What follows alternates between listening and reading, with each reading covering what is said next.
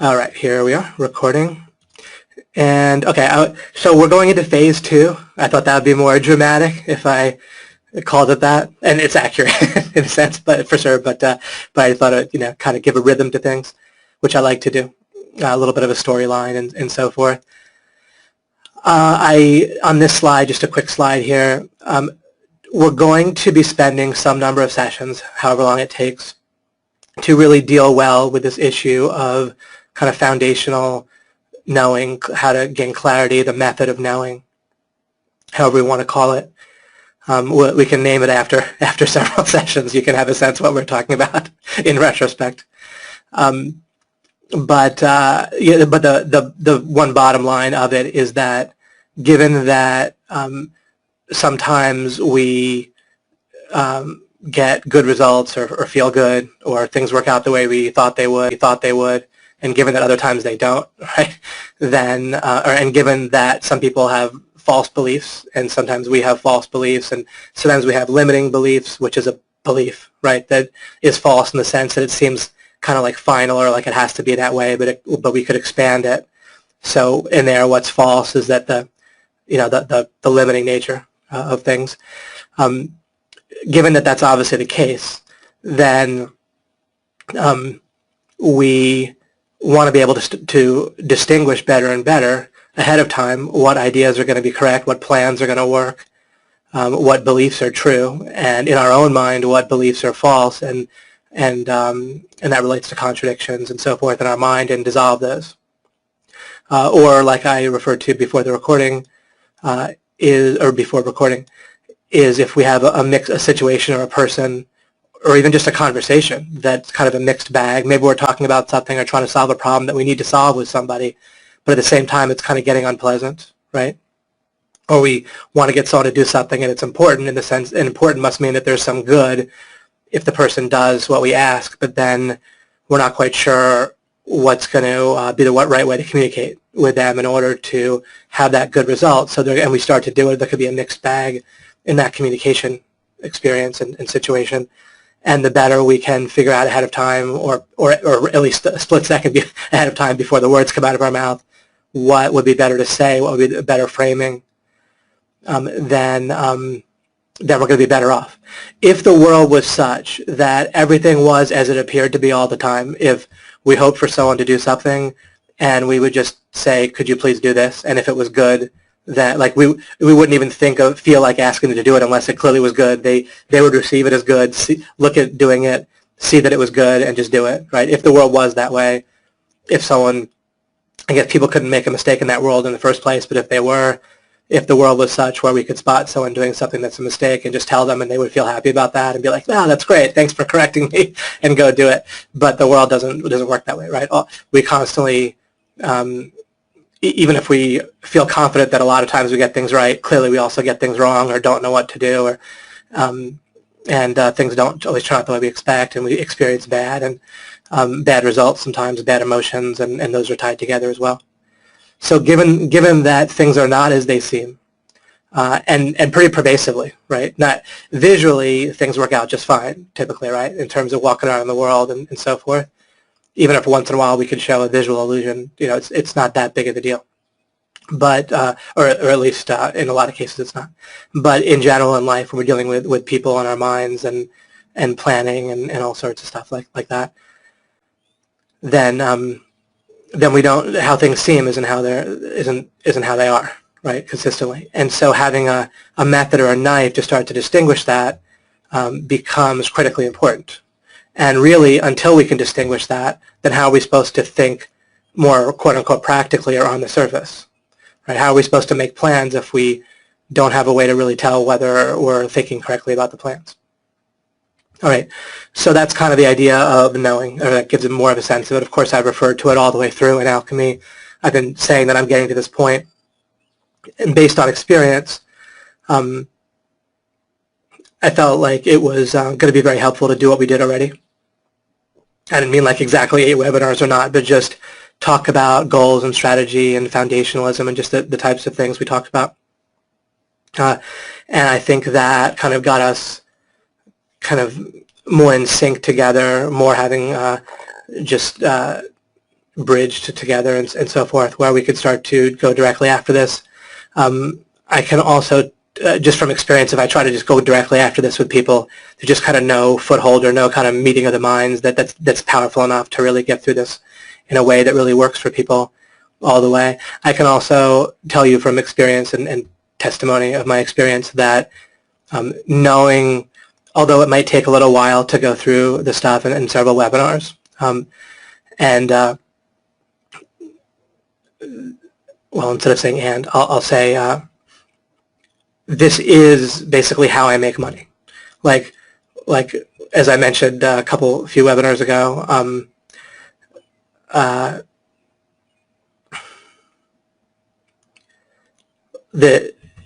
in essence, there isn't really some other main talent that I've used to make money. It's this method of distinguishing that allows me to come in and design things well. It allows me to just design even an interaction, one particular interaction with somebody well.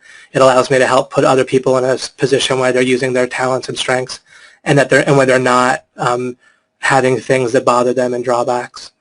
It allowed me to help design something where people that buy the product will then go on to have success with the product. So kind of for customers, members, for joint venture partners, and for myself, for the business as a whole, designing things and interacting with people, and also just kind of subconsciously, subliminally coming across, not on purpose, but just from a core where people feel a sense that they want to keep working with me and so forth. And so that's what you're going to get out of all this.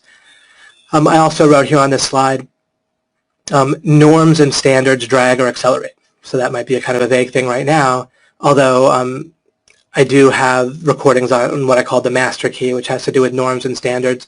The point here, just for now, I'm not going to get much into this. I'm going to come back and get to this in the future fairly soon. But I figured out within about, it was about half a year ago or so, that it was something I was looking for. And I understood so much of it, but it didn't like fully clarify or click for me until then. And that is that there's this ideas of norms and standards. This is kind of what our self-image is made up of, in essence. And it acts as a sort of super goal or meta goals that pull on our other more surface goals that we're aware of. And I refer to this here and there, but things like how much money we make, there tends to be a pull on it, or even our weight at a particular phase in our life, how much we weigh, our general health, and what we expect out of relationships, if it's normal. This has to do with also like your feeling of how things kind of should be, not ideally, but sort of like realistically. And I'm giving you kind of a shortcut for noticing your own norms and standards. Like if someone's mean to you and rejects you, ideally no one would affirm that that's how things should be. But for a lot of people, they feel like that is how it should be realistically. Like they should be rejected. Or if I had a question, actually probably two different questions for people going through Alchemy that have to do with the general topic of self-sabotage, guilt, and shame, and there's probably had some others too, and I'm sure this applies to many of us, or all of us actually on some level. And feeling guilty or feeling ashamed, which actually can be like physically painful as well as just like in our mind, so to speak, and debilitating, and certainly affects our goals and what we strive for. That also is like we can only feel guilt or shame if we feel like we should, right? You see, and so again, people would affirm ideally, sure, I don't want to feel guilt and shame, and they'll actually ask. They'll say, how do I go about not feeling guilt and shame anymore, or in this circumstance, in this ongoing circumstance. But on the other hand, in order for them to feel it in the first place, there's got to be this norm or a standard, this kind of meta goal inside their core, inside their self-image, where in this circumstance they should feel guilt or shame, right? So they have that norm or standard. Those are really deep. Our core idea or image of ourselves is very deep, but happily it isn't all the way deep. It's not foundational. And like with Alchemy, if we can get beneath it, and this is the only way to do that. Any other type of help will try to come like on top of it and struggle against it, and maybe give a model that can like fit on top of it, like capping a well or redirecting like a stream. And for some people, for some time, in some instances, that can work. But it's not assured to work, and it tends to need maintenance and so forth. And that's pretty much what like every other method is doing.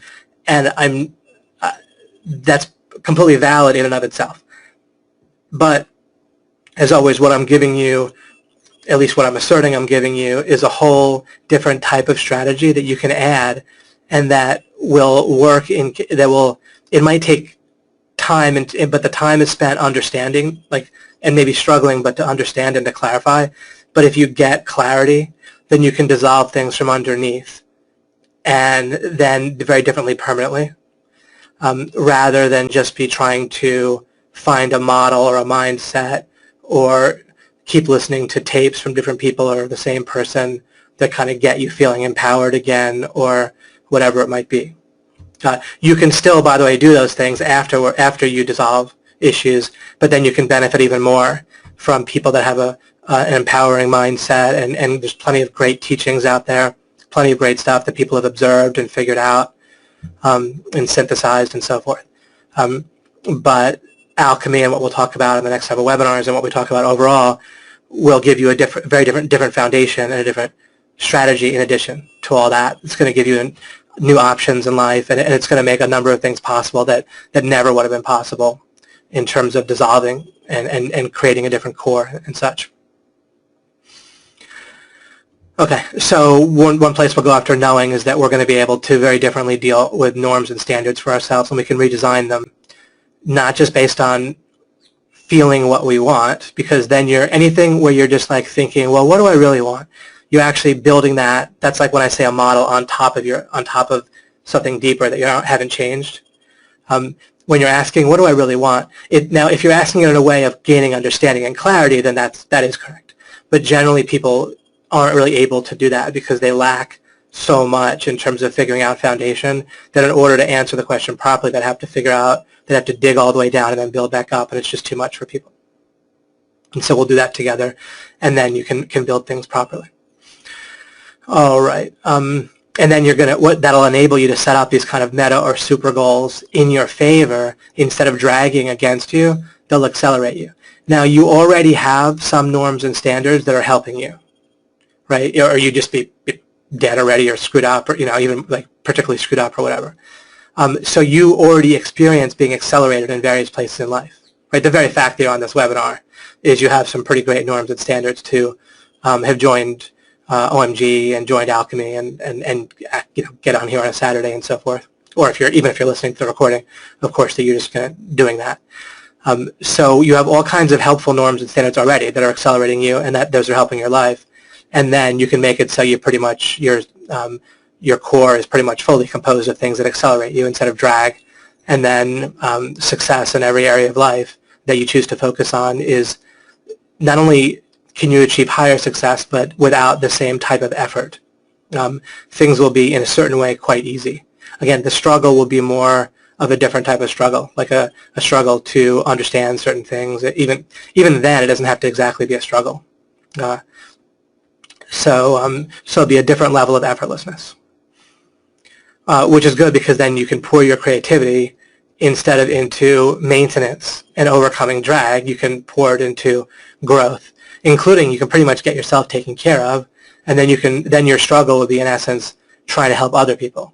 And the struggle then is their minds fighting against you, in essence, and that's pretty much, I think it's fair to characterize my life as mostly that. I haven't dissolved all the issues in my own mind, but I have myself pretty well taken care of, especially outside of any kind of direct attacks or violence.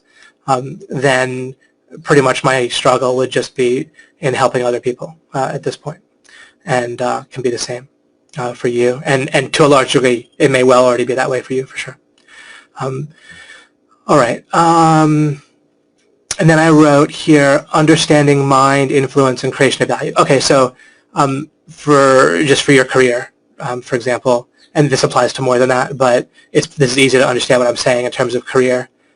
if you understand mind, yours and others, and more fundamentally how it works, as I've already started to indicate, just things like the goalscape and a whole number of things related to that we've talked about. But we'll get even better underneath it, and then as we talk about knowing over the next several webinars. I started right when I've been talking about goals and strategy and goalscape and all that. Then we haven't really gotten to the total bottom of things yet, so we're more talking about it kind of on the way to the bottom, in a good way, the foundation. And then we can kind of go back underneath. I'm being a little metaphorical here, right? But we can kind of get underneath mind and then build back up. And so we'll come back, in essence, to some of the major things that we've talked about, goals and such, and strategy. But we can do it with what we'll be covering, with knowing in mind. And then that'll give you a different type of influence with people in a good way. And also you'll have a better understanding and an easier time thinking of creation of value and creating even more value for other people, which will put money in your pocket and put it in your pocket easier, right? The more value you create, the easier life is, right? All over the place. And I think everyone on this webinar already does plenty of creation of value, but with anything, the more we understand it, the easier it gets, the more we can do. And so forth. So conversion and sales will follow much easier, right? The more we create value, the easier it is to have people buy it, basically. And we could apply the same thing with a small common sense tweaks. Same thing applies to friendships, romantic relationships, and so forth, right? And then I kind of referred to this already, but you'll have a different, when you're standing on an actual foundation that you're aware of that's correct, then, and your core is built off of that, right? Then you'll have a core of confidence that you don't have to work at, and you don't have to try to think, all right, I want to come across confidently here. It'll just happen. And that's necessary because you can only concentrate on so much at once, right? So if you read a whole book with a checklist of 8 or 20 things about how to do sales or influence people, then trying to keep all those things in mind while you're talking to someone or even while you're writing a sales letter is just a lot of mental juggling, and it's distracting while you're trying, and it keeps you from getting in kind of a different type of state where you're kind of immersed in the communication, or you're writing a sales letter and you want to be immersed in like a buying state and in the story that you're explaining and so forth, or if you're on any kind of communication or webinar where you're doing that, and just when you're interacting with people, when you build for yourself this core that you really want, and you just get rid of a few things that you might have in your core now that are counterproductive, then in the moment when you're interacting with someone, then it just comes across. You can't juggle all those things in your mind from a book with 20 things that affect influence, right? And so I try to find these things that simplify, right, where I'm standing in the right place rather than trying to scramble all around in a place that's cluttered and so forth. Okay, so that's a bit where we're going. And today we are going to, it's actually kind of a little bit light topic in a sense. It's sort of deep, but it's sort of light, and it'll just kind of get us talking and thinking in a way that as we continue, it'll just kind of help us. And it's all part of what we need to cover, so it's good. And the general topic will be perception and reality, and you'll see what I mean as I go on. What I'm going to do is cover, there's 3 kind of theories of perception and reality that are mainly out there. One is how we generally function by default. The irony is that all 3 of them can be clearly seen to be wrong, and yet we'll tend to default to the first one generally. And then there isn't really a right answer out there, which is interesting. I went and took epistemology after I graduated from UVA. I went back and took one course with their continuing education program. And epistemology is there's 3 main, as far as I'm aware, there's 3 main academic branches of philosophy, like academic philosophy. And those are metaphysics, ethics, and epistemology. And epistemology is about this topic about how do we know what's true. What's fascinating is they don't have an answer. And they feel affronted by anyone who would be actually looking for an answer. Like that's like heresy. Instead, it's a historical survey of various attempts at answers, all of which is understood to be wrong, essentially. And literally, like, you think I'm kidding or exaggerating, but literally the idea of actually trying to figure out the answer is like an affront. Like who are you to be trying to actually figure out such an answer? It's never been figured out. It basically can't be figured out. This is just a historical survey of a futile attempt to figure it out. And yet it's like a whole branch of academic philosophy. As I say that, it sounds like I must have things wrong, but I mean, you get a textbook, right? Like people write them, they're shared in different colleges. It's not just that I went to the one course where they're saying this.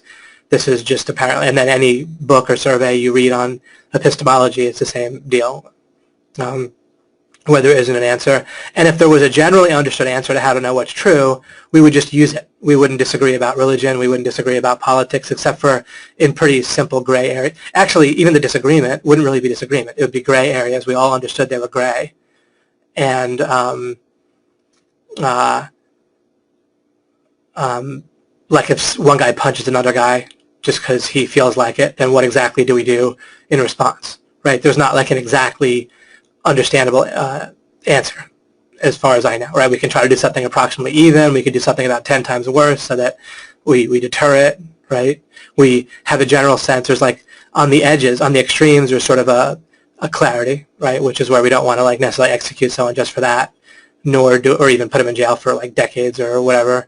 And then we take into account their age, you know, perhaps, for sure, right? If they're 4, then everything changes completely, right? And similarly, just totally ignoring it seems odd too, right? So anyway, we could argue politically around gray areas, or at least discuss, but there just wouldn't be this incredible strife, right? Where people just, you know, there's just such craziness. So if it was out there, if there was any kind of sense of how to know what's true, we'd be using it more effectively than we are now, right? And things wouldn't be so wacky. So it's not really out there, and even in academia, there's not even really, people aren't even really working on the question. They're just publishing stuff and getting paid by subsidies, essentially. Okay, so let us continue. But if we were to understand the answer in a way that we could understand that we understood, then that would be, again, like our own little fire walk, right? Like referring to Tony Robbins, where he has people walk on coals, and even though scientifically it makes sense, where it's not like magical, still psychologically it's kind of a wake-up call, where you're like, wow, I wouldn't think I could do that, and yet I did, or breaking through a board or something like that.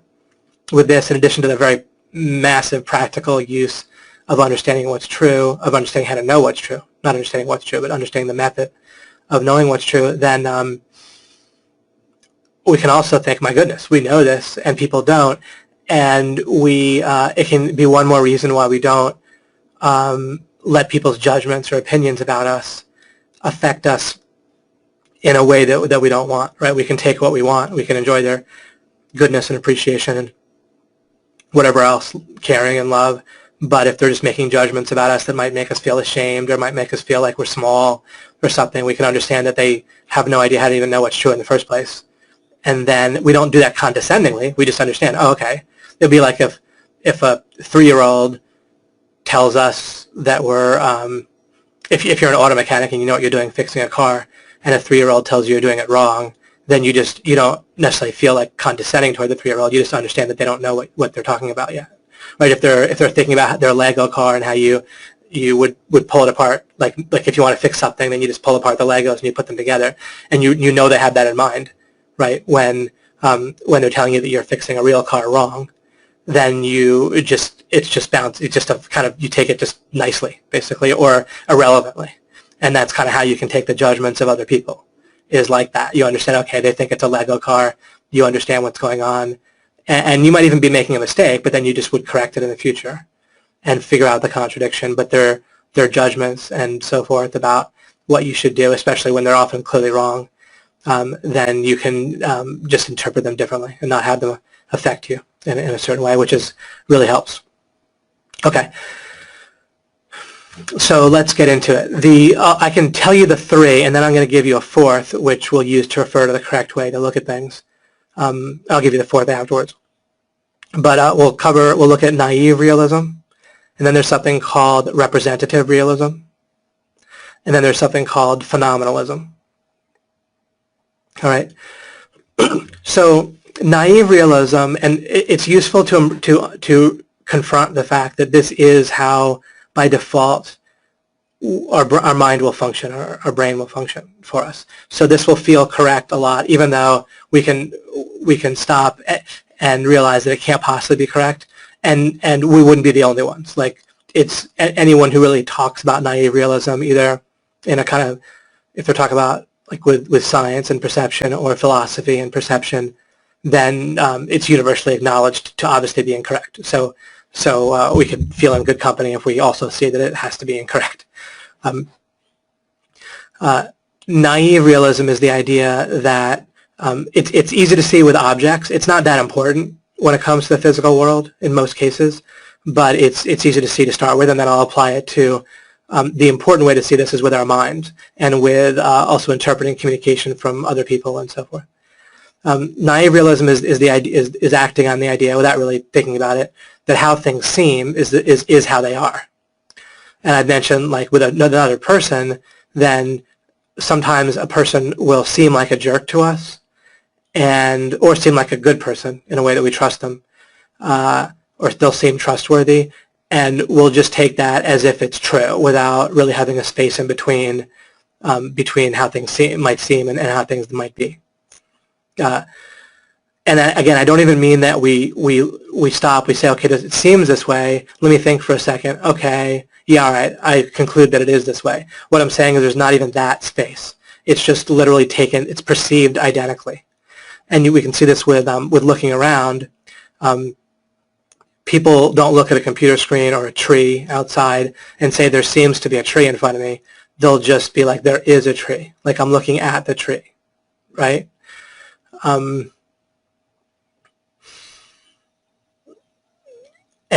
So again, first of all, with the physical world, then it looks like there's just this, like you experience the physical world as you experience it, right? Like there's a bunch of hard things, there's a bunch of things that have edges and continuous lines, and there's motion through time and space, right? Things move around, and the world is like made of objects that have color and that sort of thing. And the people generally don't even think about it at all. They just feel like that is real. Again, they don't even conclude that is how things are. There's just seems and is like a one and the same in a lot of cases, without any space in between them to even pause and stop and think about whether that's the case. And that's naive realism. Or someone will say, oh, I just thought of something, right? And so they'll identify with their mind, and for everyone, that identification of themselves as their mind, like they who they are really are, as their mind, as the whatever that thought of that thought.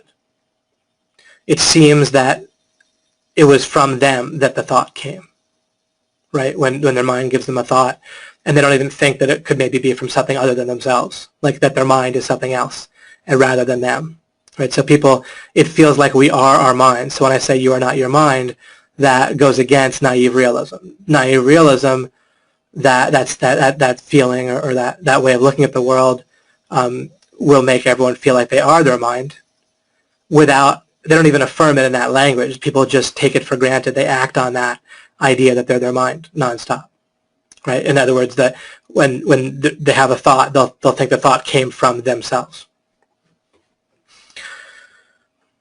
Or there's not even good language for referring to you as a being, right? Or you, who you really are.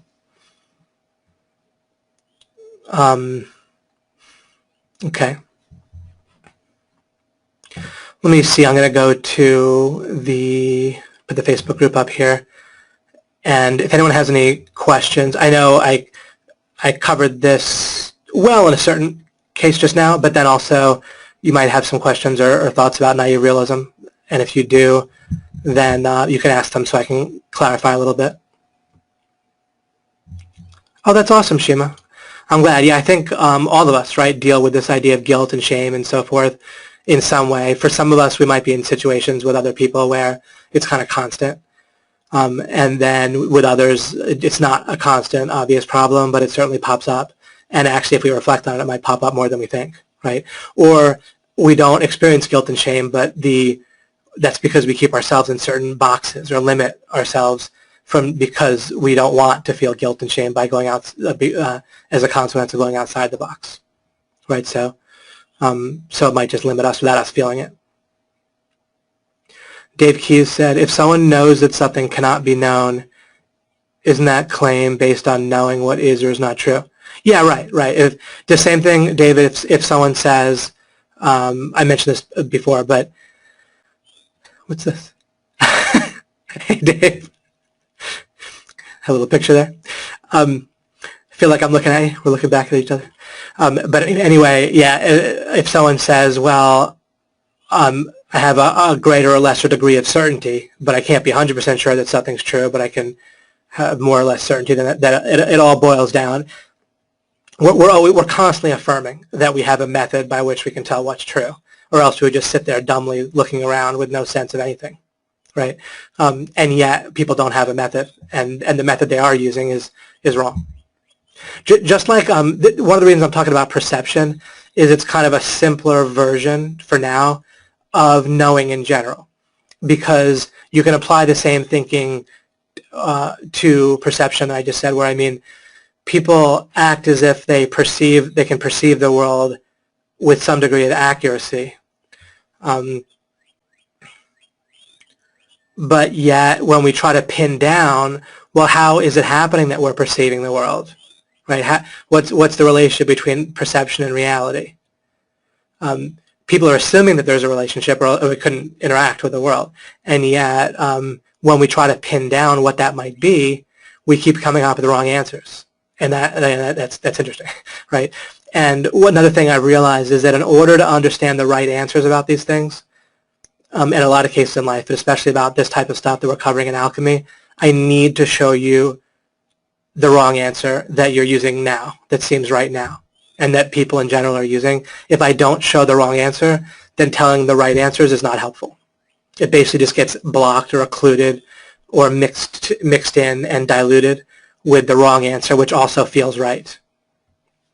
Like if I tell you correct strategies to use and so forth, or sometimes, plenty of times, we'll hear the right mindset about something from somebody, and despite the fact that we'll hear it and be like, yeah, that's a better mindset, it just won't happen for us, right? Or if I just said, don't feel guilt and shame because it's counterproductive, then that would be in there, but it would just get mixed with things that already seem right that aren't right, and that advice wouldn't be effective.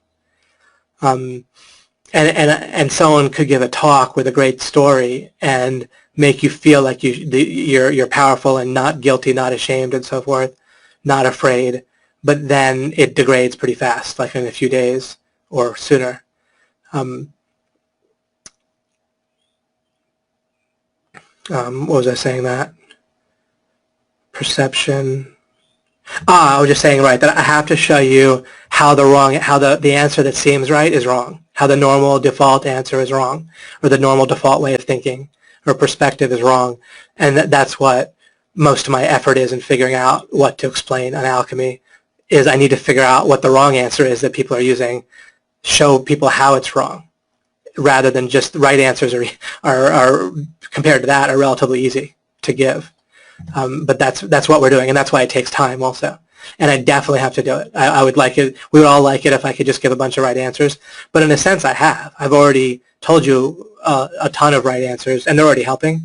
But I think we all know that there's more that needs to happen for it just to all be effortlessly absorbed and so forth. You and your thoughts are not always one and the same. Well, actually, they're never one and the same. That's what I'm saying. You're never your thoughts. You are not your thoughts at all. And the better I show you, as I'm doing now, the incorrect ways of looking at the world, and then show you the correct way that perception and reality work, then that'll be great. Then we can have a different way of looking at things. Up until now, and still now, but something we'll be coming out of over the next few weeks is, again, we haven't gotten to the foundation of things, so I'm having to talk without that. Bryn wrote, how do you recall a thread of thought after you've momentarily sidestepped, just like before? When I try to do it, mostly just turns blank. Oh, happens to me too. I'll try to think of something that I was thinking of, that try to find a foothold as normal. It won't always work, but I'll try to find a foothold. So I'll think of something I was thinking a couple minutes ago, or the first thing I can think of that I was talking about, and just start thinking around from there. Which, although in a way that does always work, not in a rush, but the same strategy works for everything you're trying to do. Is you poke around for a foothold, and until you have it, you have to keep poking around. And another time I said, all right, I'll just start talking about other stuff, and then it might come back to me. But what does that do? It ends up poking around anyway. Until I have a foothold, I can't move forward. When you don't have a foothold, you have to sort of let go. There's a way that people kind of feel perturbed that they should have a foothold when they don't. And instead, you want to feel like you should do what you need to get a foothold, but not that you should already have one. That's the way I thought, but put it out there in a safe way to test the waters. That's great, Michael. Awesome. Exactly. Daniel Smith, epistemology, the theory of knowledge, especially with regard to its methods, validity, and scope, and the distinction between justified belief and opinion. Yeah, that's from Wikipedia and so forth. And I looked that up also for these things, the naive realism and such that I'll talk about. Okay, I will continue on here.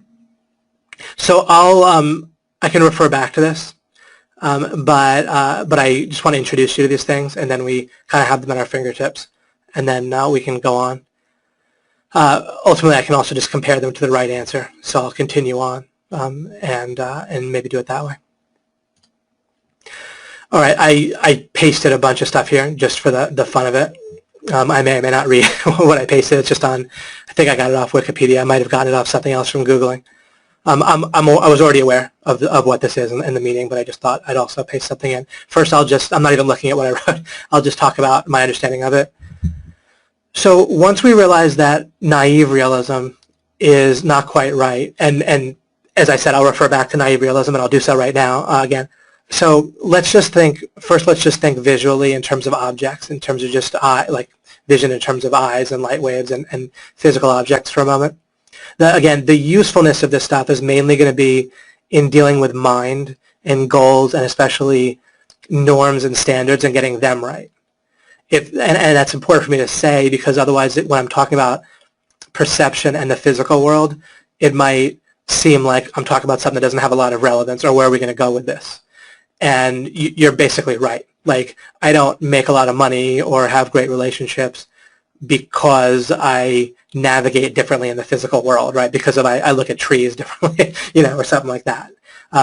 But instead, when I do talk about perception in the physical world, it's just a way of explaining about these terms and these ideas, and that's useful. That's like giving you, it's the same as giving any other example, right? That's on a different topic, but it illustrates the concept. And then we'll apply it to places where it's really going to make a huge difference practically in our lives. All right, that said, let's go back to talking just about objects and vision for a moment. So if we look at a tree, then as we start to think about what's going on there, then naive realism reveals itself to be fairly ridiculous. And we can imagine doing this, or I can just use a computer or your iPhone or whatever you're doing to look at what we're doing now. So if you're looking, let's just then talk about looking at an electronic device, right? So you're looking at an electronic device. If how it seems is like how it really is out there, then if you try to keep thinking about that, it kind of stops making sense. And we'll do that together right now. So there's colors, right, that you see, that you're aware of. And if we think of those colors actually existing out there in real life, where there's really like yellow as we perceive it, just sitting there regardless of whether someone's looking at it, then well, we already don't think that's the case, first of all, from science, right? We think that actually what we're looking at is made up of atoms and molecules, and that's actually 99% empty space, and those are giving off light waves that are affecting like our retinol and different molecules. They'll hit and change configuration in our receptors in our eye, and then that'll send neural signals. And then, have you seen that? Let me, I don't know if I'll look it up, but maybe it's like an equation with a professor on a chalkboard, and he has this big long equation, and then it says like, and then a miracle happens, and then equals, and then it equals, you know, something else. And then so the standard idea of how we perceive the world, like physical world and visually, is that everything I described happens, neural signals go to our optic center, and some other processing goes on in our brain, and then a miracle happens, and then there's a conscious experience of your iPhone or a tree.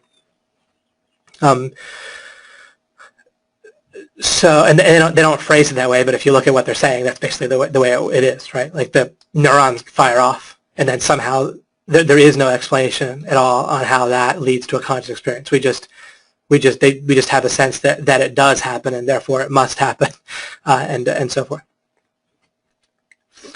All right.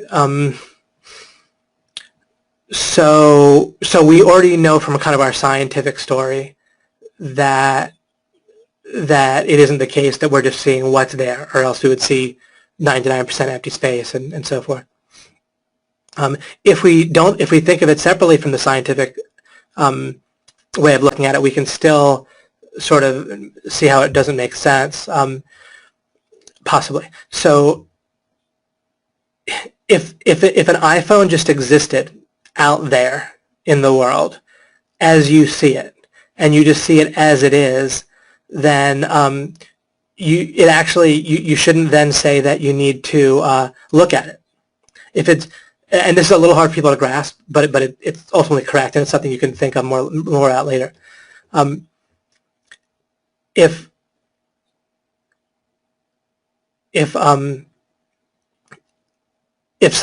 you're seeing something as it is, then why would you have to see it? Why would you have to interact? Why would you have to have a perspective or a lens to look at it?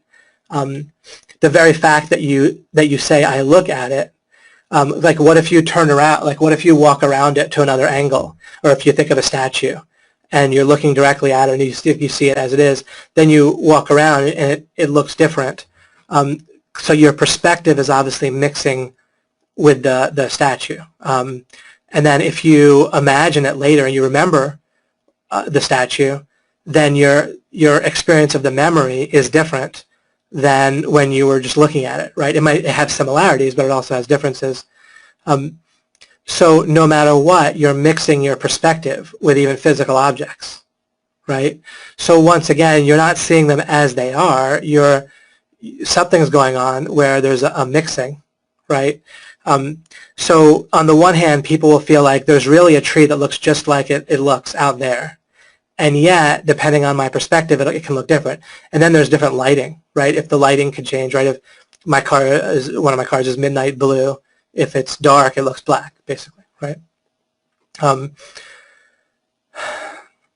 And what happens when something is false is that you can keep delving into it from different angles. Like I can keep this up for like all day, is where I could start to think about things in terms of naive realism, and it would basically stop making sense. Like like as I talk right now, trying to talk to you about whether naive realism is correct, what really ends up happening is we both end up a little bit confused. Do you see that?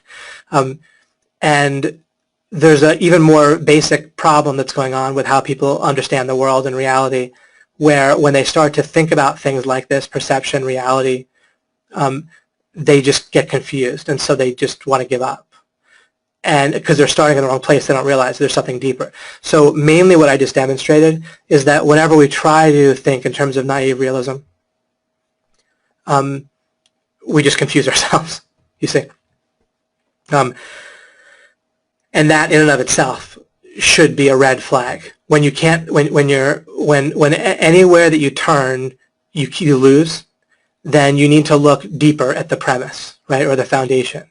So instead of going on and on about how things don't make sense with naive realism, and we're going to run into the same problem with the other two, is don't even try. It's not that we're not communicating. When you feel like, when I start talking about, well, what if, what I just did about looking at an iPhone or a tree, you almost just, you feel like you have some grasp of what I'm saying, but then you probably also felt a bit confused, as did I, right, trying to even talk about it.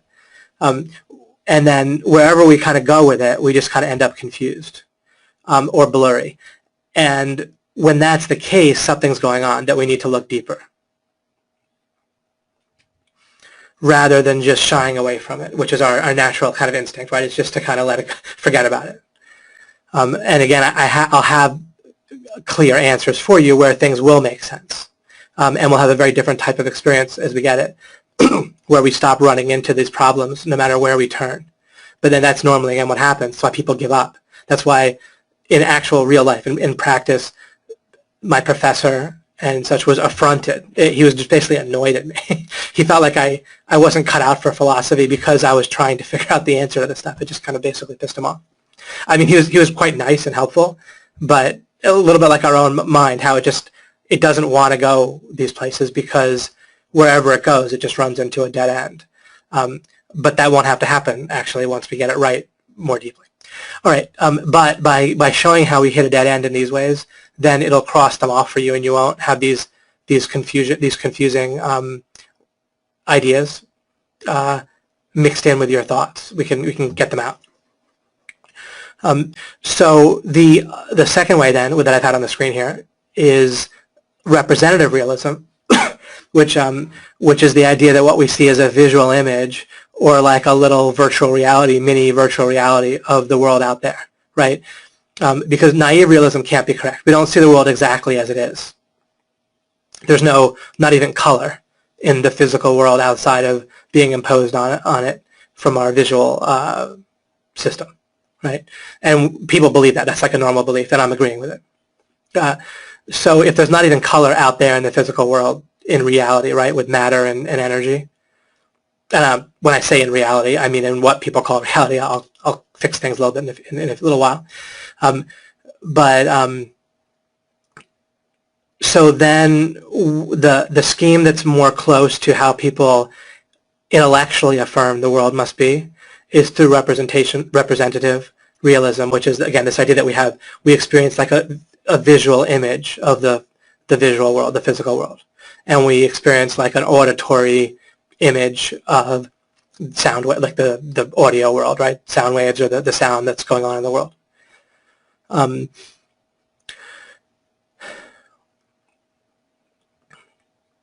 And there's a way that's more correct than naive realism, but the problem that we quickly run into is that, well, if we're saying that the image is representative of the tree, or it's a little replica of the tree,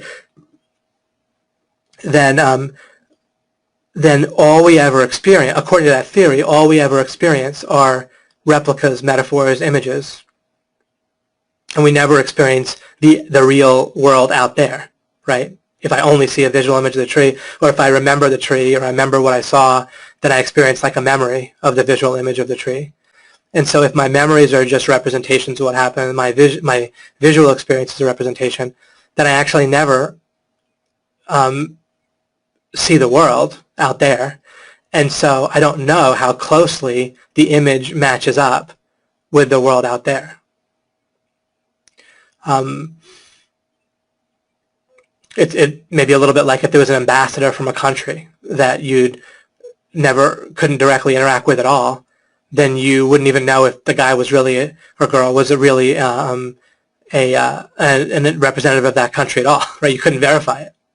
So you just have to go by that person's word that they were an ambassador. But so maybe that helps to further see. So it kind of denies that we have any direct experience or knowledge of the outside world, and then it would follow that we don't even have enough knowledge to know whether the representation we have in the world, how much it relates. It's like we have a metaphor without having any idea how close the metaphor is. It would be like if I said I'm thinking of a number, and now I'm going to think of a related number, 702. So now you know better what my original number is, right? Well, no, right? Because if you have no idea what the relation between 702 and the original number I'm thinking of is, then it doesn't help you. Now, in practice, we do keep having our expectations met. So there is a method that we're using of like approximating or seeing whether things work, right? So there's a way that our whole idea of perception and reality, it works sometimes rather than never. And so it lets us tread water, so to speak. And I'm going to get to this next. On Monday, we'll take a little bit of a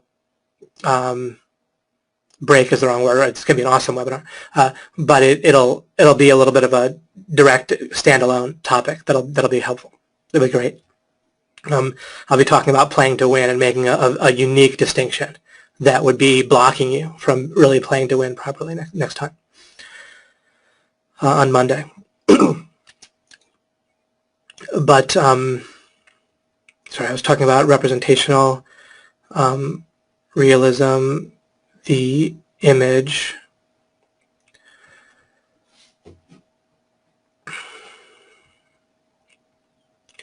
how we don't, and then the number, right? You wouldn't know the relationship. Oh, and I was saying that it works. And I was saying about treading water. So these incorrect ways of seeing the world, they're incorrect logically, but there's still a way that even just naive realism works, and so we keep using it. And it's kind of the only thing we have until we figure out the correct answer, or at least some blend of the three that I'm going to cover here is all we have to work with unless we figure out the right answer. These wrong answers work to a certain degree, and we're given them to start with, right? Like I talked about our starter kit that we started with. Everything about that, and pretty much everything about how people deal with the world, is like treading water. Even when people talk about making the world better, if it's really not framed in terms of winning, it's just making things a little better while we lose, is really how everyone looks at the world outside of alchemy. And again, there could be exceptions. I'm not trying to prove a negative where I exclude everyone, but in my experience, I mean, it just constantly boils down to that, and it's helpful to realize that. So at least you can ask the question. You can say, "Wow, is this yet another teacher or guru or philosophy or understanding or perspective that it just boils down to treading water and trying to make us feel a little more comfortable while we tread water until we lose?" And if so, then great. It's definitely better to feel comfortable while we tread water than to feel uncomfortable. It's better for people to be healed and not be sick rather than be sick while we really win for real. But boy, don't we want to also go for the freaking win, right? Doesn't that make life so much more exciting and better? And once we win, then for sure it'll be way better. So to the extent that what I'm covering, these wrong answers work, they work to let us tread water. But clearly they also don't work. They clearly have flaws. And like I mentioned early in this webinar, before I even started to cover these three things, these three perception theories, they also don't work plenty, right? We get plenty of bad in our lives that we don't want, and we feel like there's got to be some way that we can get even better results than we got, right? Or feel like we're on the right track when we are, rather than be doing things that we know are good for us and yet not even want to do them, and feel a lack of motivation sometimes, or bad emotions when we're doing something that we like, right? So in all these ways, things aren't working nearly as well as perfect, and so we want to figure out how to do that.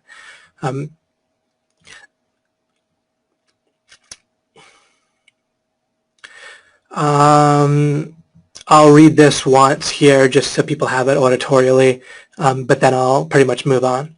Because I'm satisfied that I just gave the kind of simple, and that's all we need, is simple point of why representational realism isn't the right answer. It's an approximation, but it works to some degree. The idea that we have a visual image of the world that is a metaphor for the world, it works because our expectations are met, right? Like if I reach for my coffee cup, then I'll generally get it. If I would reach for my coffee cup and nothing would happen, like my hand would pass through, or I would, get bitten by a duck, and then leaves would fall on my head, and I look up and I just see a ceiling and no leaves. But then, if the world was just crazy like that, like something Alice in Wonderland or worse, then that would be an example of things working even worse than they do now. But the world works pretty well. But as I mentioned, the world works particularly well physically, not perfectly, right? But pretty well. There's certain things where a deeper understanding of the world, like what we call scientifically, has helped make things like cell phones and so forth.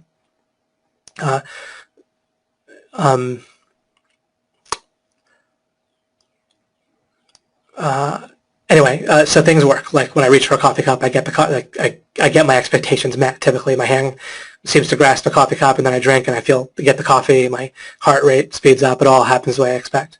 But then, especially when we're dealing with our own minds and people and getting results in the future, that things don't always happen as we expect, and they certainly don't happen perfectly, ideally. And logically speaking, the logical issue with representative realism, is that if all we experience is images of something that we never interact with directly, then we have no idea how close the image is. All right, so I'll just read this and we'll go on.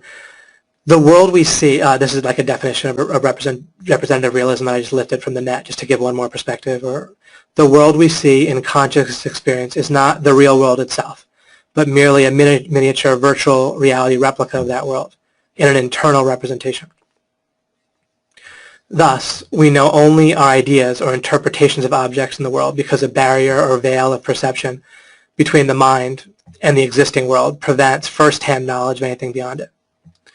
That's actually a pretty good definition. It actually made sense to me while I was reading it. I think because we've already been talking about it, like if you're kind of warmed up and it's at the front of your mind.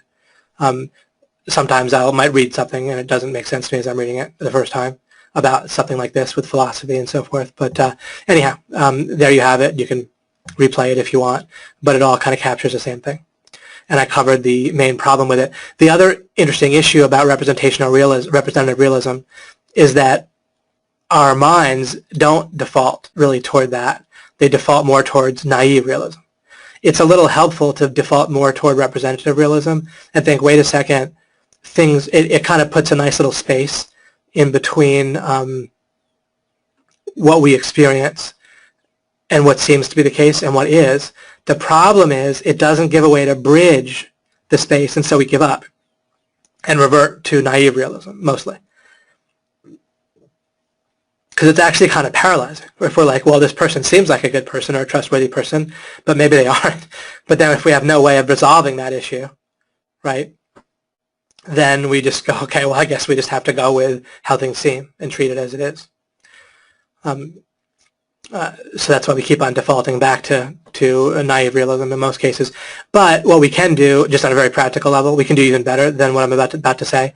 But just as a starter thing, we could have that space between seems versus is, and in a safe time that we have, or space, or just for at least a moment, we can try to double check and think about things from a couple different perspectives. This person seems trustworthy, but wait, what other motives might they have? What are the real pressures on this person? Because people tend to act on the kind of sum total of the pressures that are on them. One of the pressures might be that person has some belief that they have some integrity and they want to maintain that, which is helpful. But then there could be another pressure that they make more money if they do something that's not against our interests, right?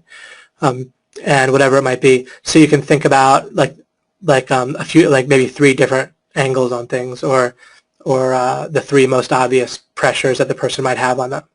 And you can generally get to a better guess of how things really are that way than just going with the first perspective that you have.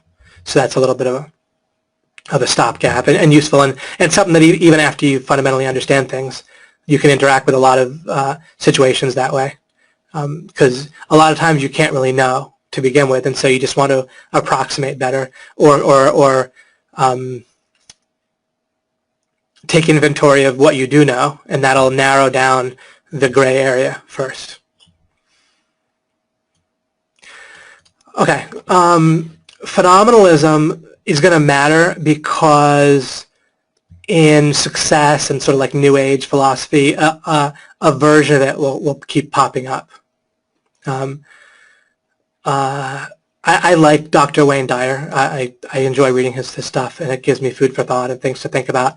But there's like an element of it in that, for example, in what he writes, or what he wrote. He passed away, unfortunately. Phenomenalism is I'm not even worried about exactly defining it. There's a guy named Berkeley that originated this term, but it isn't so important to define this particular thing as to just take a look at the idea that, well, maybe our mind just creates reality, or maybe in part our mind creates reality, or maybe if we just tune in the right way, or have the right perspective, we can just sort of manifest what we want kind of directly through willpower.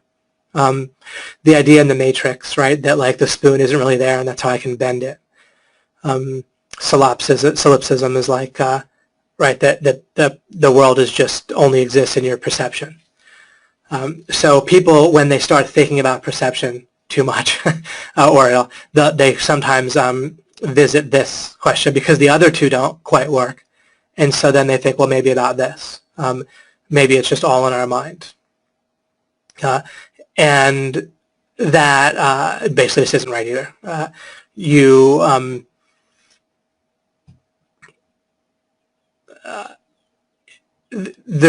order to interact with each other, in order to affirm that other people have power as well, and to have free will, you have to have power. To have power, you have to have free will. They logically go hand in hand. So to affirm that other people have free will, which is pretty important, right? If you deny that, that's a problem. There's a way that other people can't have free will if you, with your own mind, can just create reality directly. Or like if you could just do magic, then even magic would follow its own rules. It would still just be other physical laws, right? Like technological breakthroughs basically function very similar to magic, right? Where new physical laws are discovered or new applications, whatever, right? New things related to the physical world are discovered, then you can get different results. But there has to be a shared external world of some sort in order for us to interact with each other and for other people to matter and for us to be able to care about each other and all that.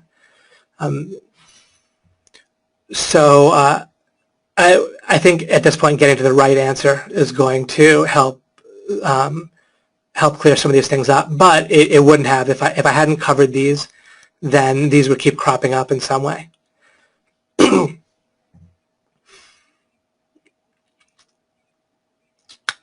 Oh, and the other issue with mind-created reality is that the people coming up with that are identifying with their own mind. So then they're feeling like they can partly create reality. Now, of course, we can influence reality in some way. That otherwise we ourselves don't have any power or free will, and we must. And if you're asking how we must, well, I mean, you can figure it out yourself, or we can keep going. But everything falls apart if we don't have any free will. There's no reason for you to do anything, literally. I covered, after hearing me talk about this, if you haven't heard my my bonus webinar talking about God, it is I cover things that are related to a lot of this stuff, and it's definitely relevant. At some point, if you don't already, you'll come to realize that in a very practical terms, you need to have a sense of what's going on with God in order to have a sense of what's going on foundationally with the world, in order to build up your core of norms and standards, which then affect your goals in a way that's effortless and accelerates you rather than creates drag and so forth. So it's all related. That's why I cover it. To me, it's not about, to me, religion, politics, all this stuff. You understand basically what's important in reality in the world, or you don't, right? And things relating to violence, things relating to God, violence is like politics, God, they're all actually very related to our day-to-day practical life. They're logically, they touch on these things. If we totally need to ignore morality, what's right and wrong, and when we should, how we act on that, then we can't function. That's relevant when we're talking about guilt and shame in our core and making money. We need to have some sense of where the boundaries are with right and wrong, or else we'll be held back in a very practical, real way. And so that's why it all relates. Anyway, if we what people do is they identify with their mind, right? Just universally, and so then mind created reality means like they're feeling like they can create it. The correct answer, sure, our mind certainly plays a part in affecting external reality and in affecting our consciousness field, our own experience of reality. But we're not our mind anyway, and so we need to have the right idea of things. All right, I will take a moment, and then we'll get into starting or some amount of sense of the correct answer, and we'll continue to talk about it for a little while, and then we'll continue in future webinars. How you doing, guys? Back here with everyone for a moment. I think I'll get a drink of something just for a moment.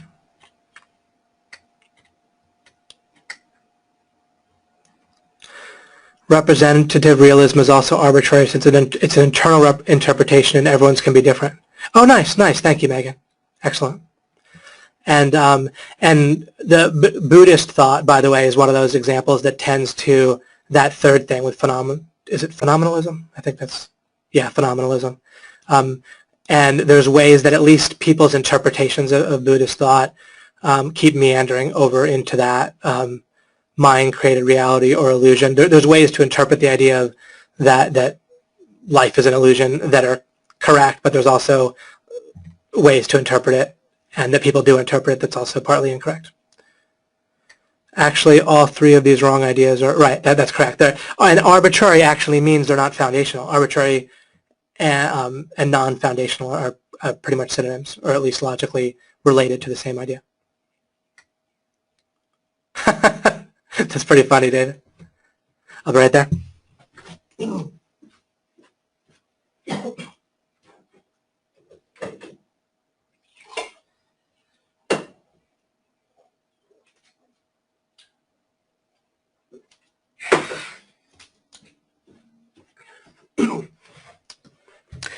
This is how to work from home, right? In little comfy sweat shorts that nobody sees unless I get up and get some coffee.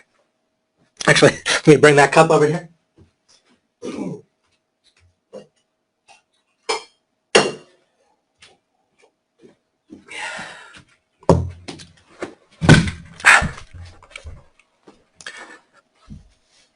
Oh, we have a lot of people on. This is pretty cool. There's actually more people on the webinar than that were signed up 5 minutes before the webinar. It's an interesting statistic. Usually you get like, I don't know, half or something of the people that register.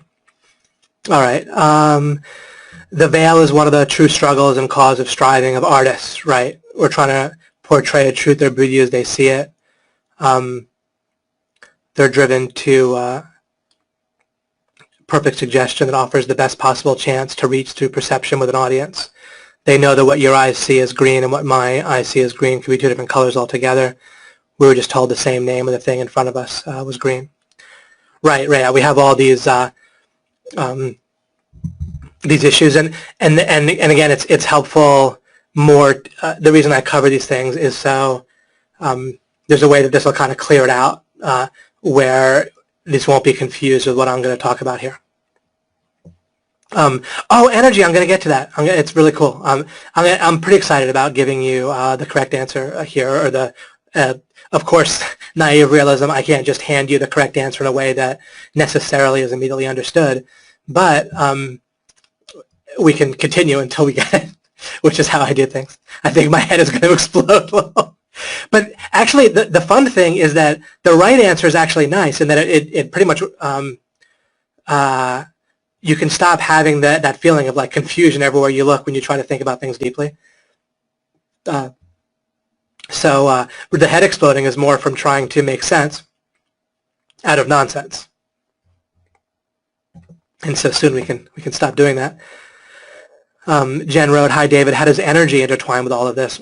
For example, I'm very sensitive to other people's energies. No matter how friendly they are, if they have bad energy, everything in me tells me to stay away. A couple of times in the past I've ignored my instinct to stay away, and boy did I learn my lesson. I got burned so badly. How do you deal with these types of situations?" I can give kind of a quick direct answer to that. My basic strategy in life is that the law of implication, and that I focus on what I can know. So let's suppose that if you're meeting someone, you have a sense that they have bad energy, then you don't know for sure what they're really like. But if you've found that in the past that this has steered you well, then in the moment, that's what you have to go on. I agree. I'd probably just avoid someone that had bad energy, but then I would, like you're doing now, I would also try to understand things even better, so that the more I could accumulate that I know about that type of thing, but that I know, rather than just like evidence and more experiences. Like I'll use what people will do when they're thinking from the surface, or the normal way of thinking that our brains are good at is, by default, is they take a bunch of information and kind of synthesize it, or glean, or it's almost like they eat a bunch of information and spit out less, or like a synthesis or an approximation. And our brains are good at doing that for us.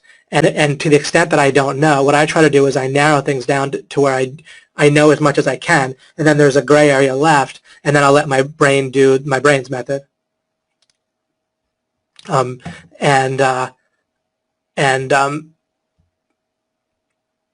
so, roughly speaking, you go by your experience when you don't know, and that, because what you best you know is your memory of the experience.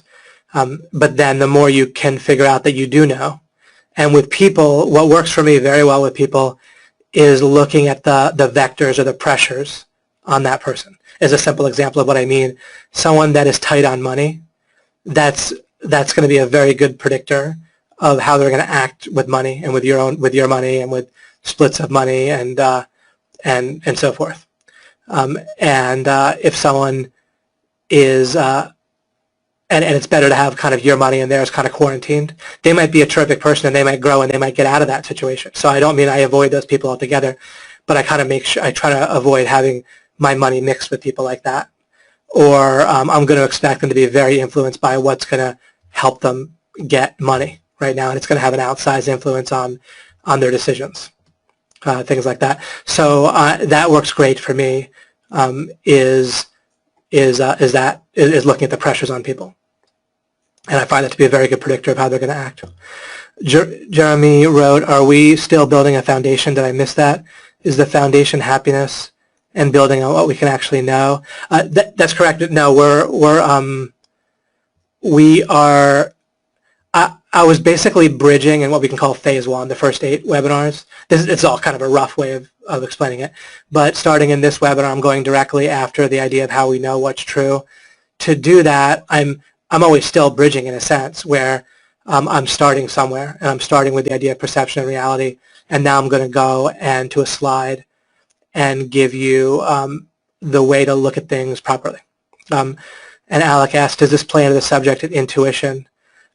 Yeah, your intuition is generally, when we're talking about intuition, we're talking about what you're feeling is the right way to act, or the right way to, whether with a person, whether you want to get working with them or not, or make a deal with them or whatever, or what action you should take about something.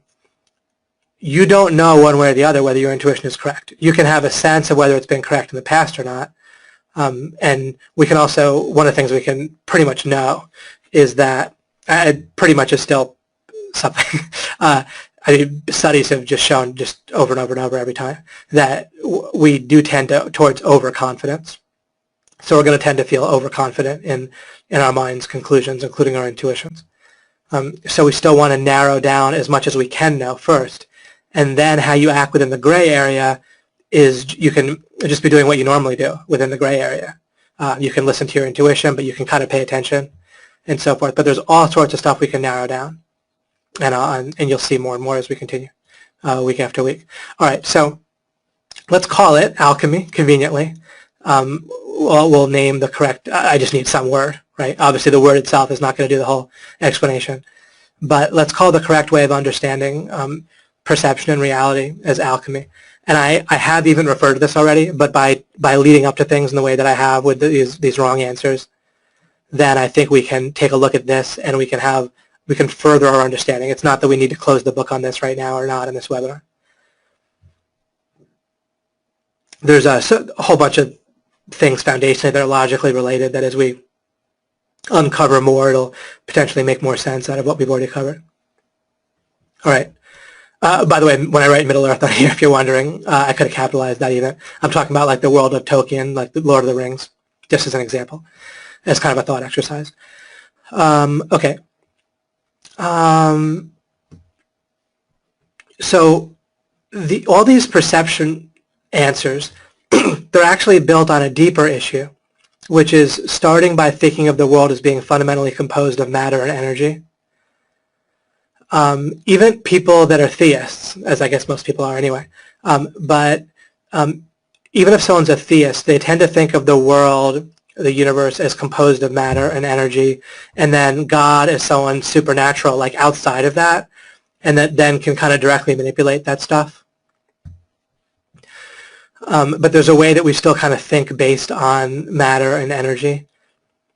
And then we think of the idea of, well, how do we see it? How do we perceive the real world? And again, the real world being assumed to be, and it's not, but it's assumed to be composed of matter and energy. So we actually screw things up from the start by imagining the world to be composed of matter and energy, or even those being, right, with E equals mc squared, the idea that those kind of boil down to one thing anyway. Some people will say like it's all energy. I'm thinking of, there's many people say this, but one teacher in particular, but I won't name them because you never know what affiliate promotions, although this person has nothing to do with being our affiliate now. I've never interacted with them. No one that you would be thinking of me thinking of.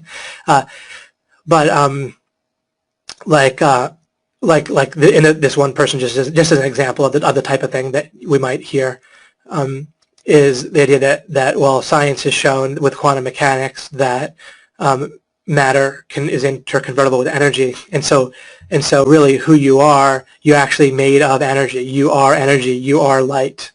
I'm not saying this is true. I'm saying this is an example of what the kind of thing we can hear that's actually incorrect.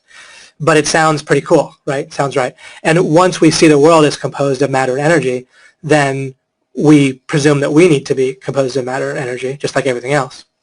And then even when people come up with a theory of mind, right, and even infants and young children have a theory of mind according to normal science and philosophy, and they do in a sense, but the theory of mind is this default thing that our brain comes up with, which is that like people or some objects, we could put it this way, some objects, and this again is incorrect, but it's kind of, I'm describing the default way in which we interpret the world, starting from a young age. Some objects are people. People have minds, right? And people like have feelings. But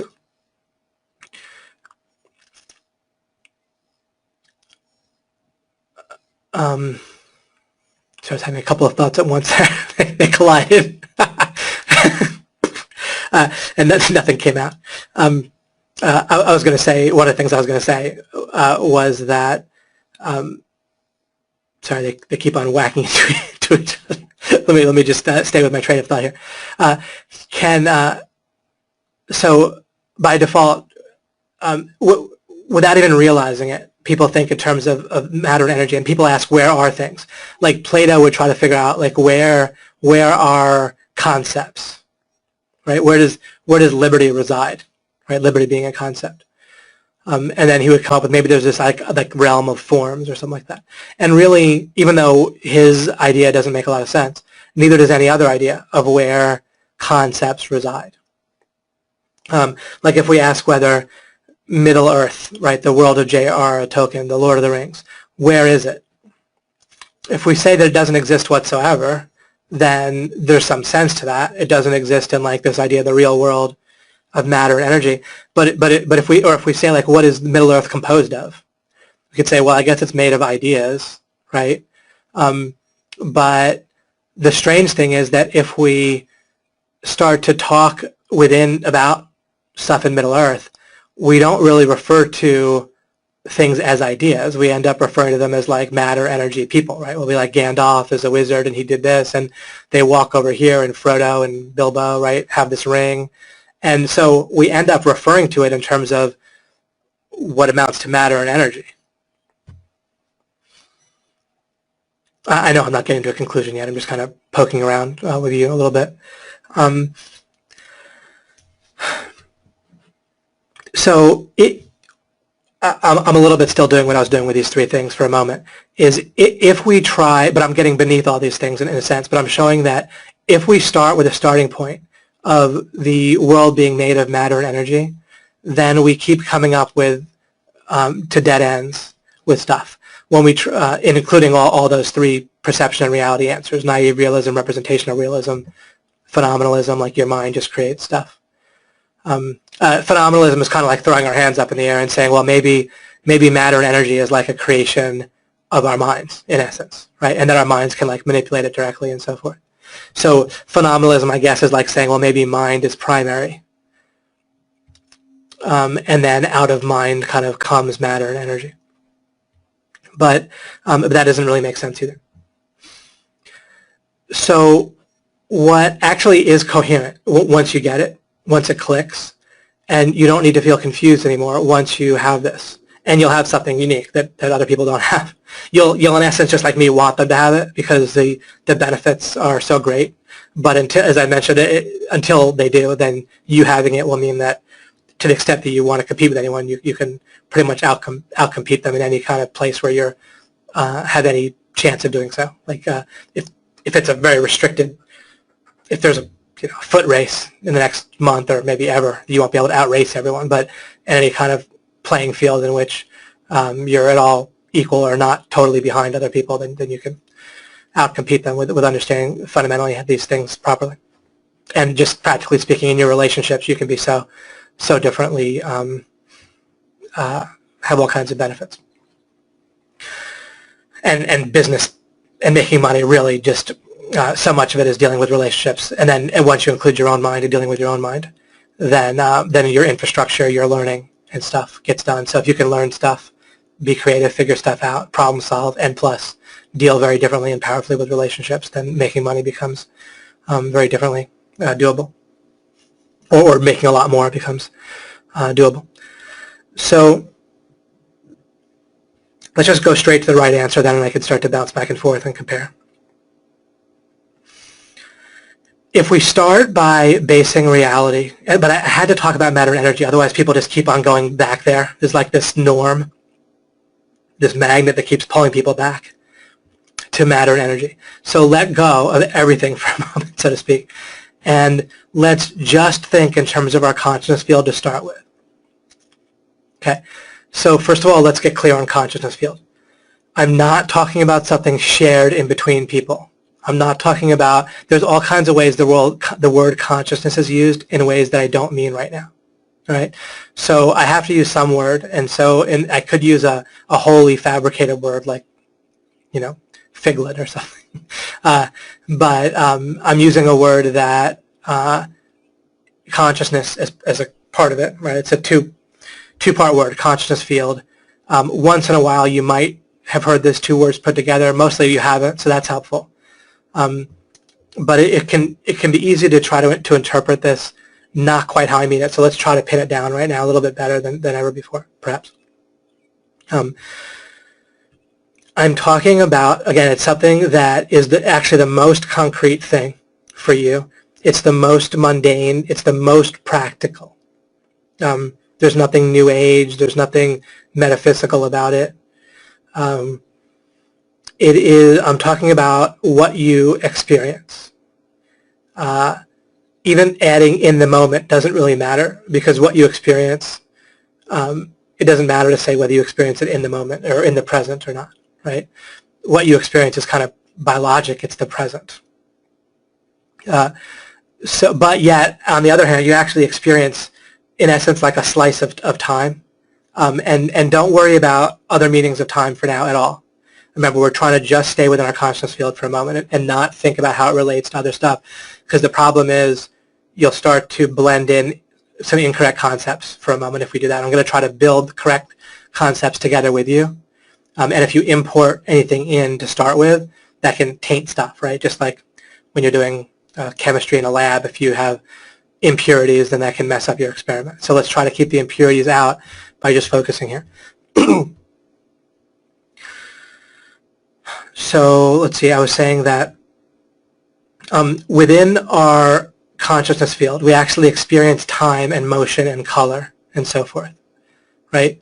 Forget about what time really means. I'm just saying that we kind of, interestingly enough, we kind of feel a sense of time.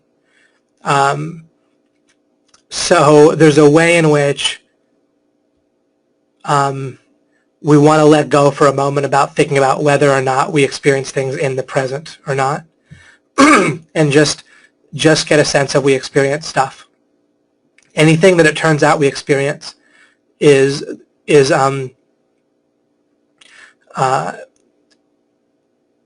again, that could be misinterpreted, but that's what I mean by a consciousness field. So to give you some hints for us to communicate, color, when you look around physically, which I'm doing right now, everything you experience seeing, that's part of your consciousness field. It can be, of course, it can be related. We immediately try to think, well, how does it relate to the world? How does it relate to reality? What's really out there? Letting go of that for a moment and not asking that question about how it relates to conclusions. We're just trying to get a sense of, metaphorically speaking, sort of like the premise right now. If we keep leaping to a conclusion, and our mind, that's what our mind tries to help us leap to conclusions so that we can survive. Our mind is trying to help us tread water. We're trying to do something in addition to treading water here in alchemy. You can fully, remember the first thing I talked about in the first webinar was how we're building something parallel to what we already have. So we can continue treading water. I do too, right, in life, so to speak. And having that be as pleasant as possible and as luxurious as possible and so forth, and help other people do so. But while we're doing that, we're needing to constantly make decisions and jump to conclusions. Our mind keeps wanting to do that. What we're going to try to do right now is separate out the conclusion, the jump into conclusion, from our consciousness field. So regardless of how far the moon really is, or how far your iPhone or your computer really is from your eyes. But it's, for a second, if we imagine looking at the moon, regardless of how far the moon really is, if we look and we see the moon, we do what we call seeing the moon. If the moon is in our consciousness field, then it's still in our consciousness field. And how far away it really is a separate question from how it appears within our consciousness field. It might appear far away. We might also have a conscious thought that the moon is, I don't know, 992 million kilometers, and that might be totally wrong. I'm going by memory. Maybe that's miles. Maybe that's nothing like that. Maybe I'm off by a factor of 100. I could look it up, but it's not relevant. So we could have the thought that the moon is so many millions of kilometers away, and then that thought would be part of our consciousness field while we're aware of it. If we then forget about that thought and think about something else, then that thought is no longer part of our consciousness field. If we turn our head and are not seeing the moon anymore, then that experience of the moon is no longer part of our consciousness field. If we turn our head, but we think about having seen the moon a few seconds ago, then there's a memory that's part of our consciousness field. Right? Constantly, whatever we're aware of, our thoughts, if we feel a pain in our back while we're looking at the moon, then the looking at the moon or the experience of the moon is part of the consciousness field. the pain in our back is also a part of our consciousness field. If we feel aware of the fact that a moment ago there was a pain in our back, and there still is, right? And that we think that that pain is going to continue for a little while, then I'm hoping I'm not hypnotizing anyone to feeling a pain. Maybe I should have said a nice happy feeling in our tummy. How about that? So we have a nice happy feeling in our belly, and we feel like we felt that a little bit before, and that we'll feel it a little bit in the future. Then the feeling like that we will feel it in the future. Conclusions, you can for a moment categorize or see conclusions themselves as part of your conscious field, not as true, but as like a suggestion or as a conclusion that someone's giving you. A little bit like if you're teaching a class and someone raises their hand and gives you an answer. It doesn't mean that they're giving you necessarily a correct answer. They're giving you an answer, and maybe that answer is a conclusion to a problem that you gave or an equation, right? But it isn't necessarily right. So you're taking it just as a suggestion or as a potentially correct conclusion.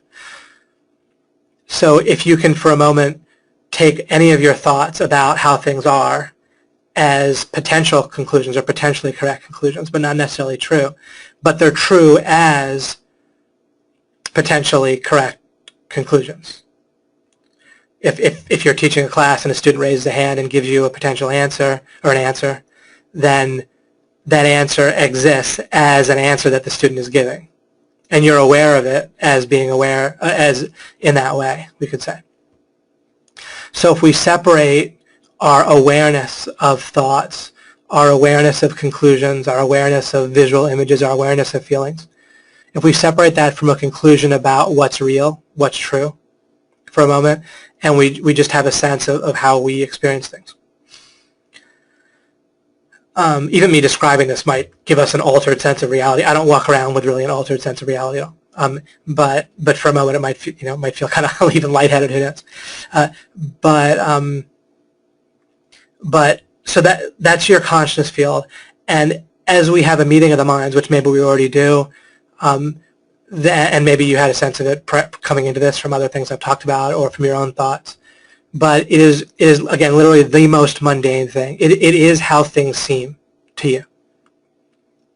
We want to differentiate how things seem from being one and the same from how things are. We want to have a separation between seems and is. By default, we'll be drawn back into just to take action and deal with the world, the usual way of looking at things, where we kind of conflate how things seem and how things are. We feel like we get a conclusion. We don't think of it as a conclusion. We just think of it as truth. As we look at a tree, we don't think of, oh, that's how the tree seems. We think that's how the tree is, right? We can go back into that, and we will naturally. We can't always be separating things in this way every moment. But what we can do is be seeking understanding and getting more and more. The more we get our foundation correct, the more we have truth built up, then the more there'll be, the more seems and is will line up for ourselves, is another way to put it. And the more where they don't line up, it won't matter so much. Or we can have red flags on when to wait, stop, and work on it a bit and get it more straight. Okay, so everything depends. Once we have a sense, I'll move on, and then I can answer questions now and in the future, and we can go back and get things even better with consciousness field. But by moving on is yet another way to get a sense of what I mean by consciousness field. So to kind of build off of it. Once we have a sense of what I mean by consciousness field, then we can realize, well, that's our only window into the world.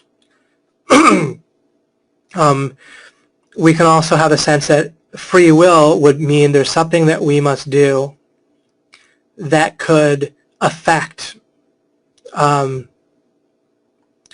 consciousness field. But then we'd have to ask, well, what is it that we might do consciously that ends up affecting it? But we can also, there's a whole number of questions we can ask that are kind of directly like one step removed from it.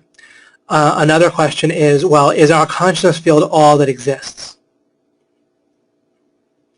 Of course, we can immediately say no, and we act as if the idea is no, and that it's correct, it isn't. But by stopping and asking that question, it'll also help us differentiate.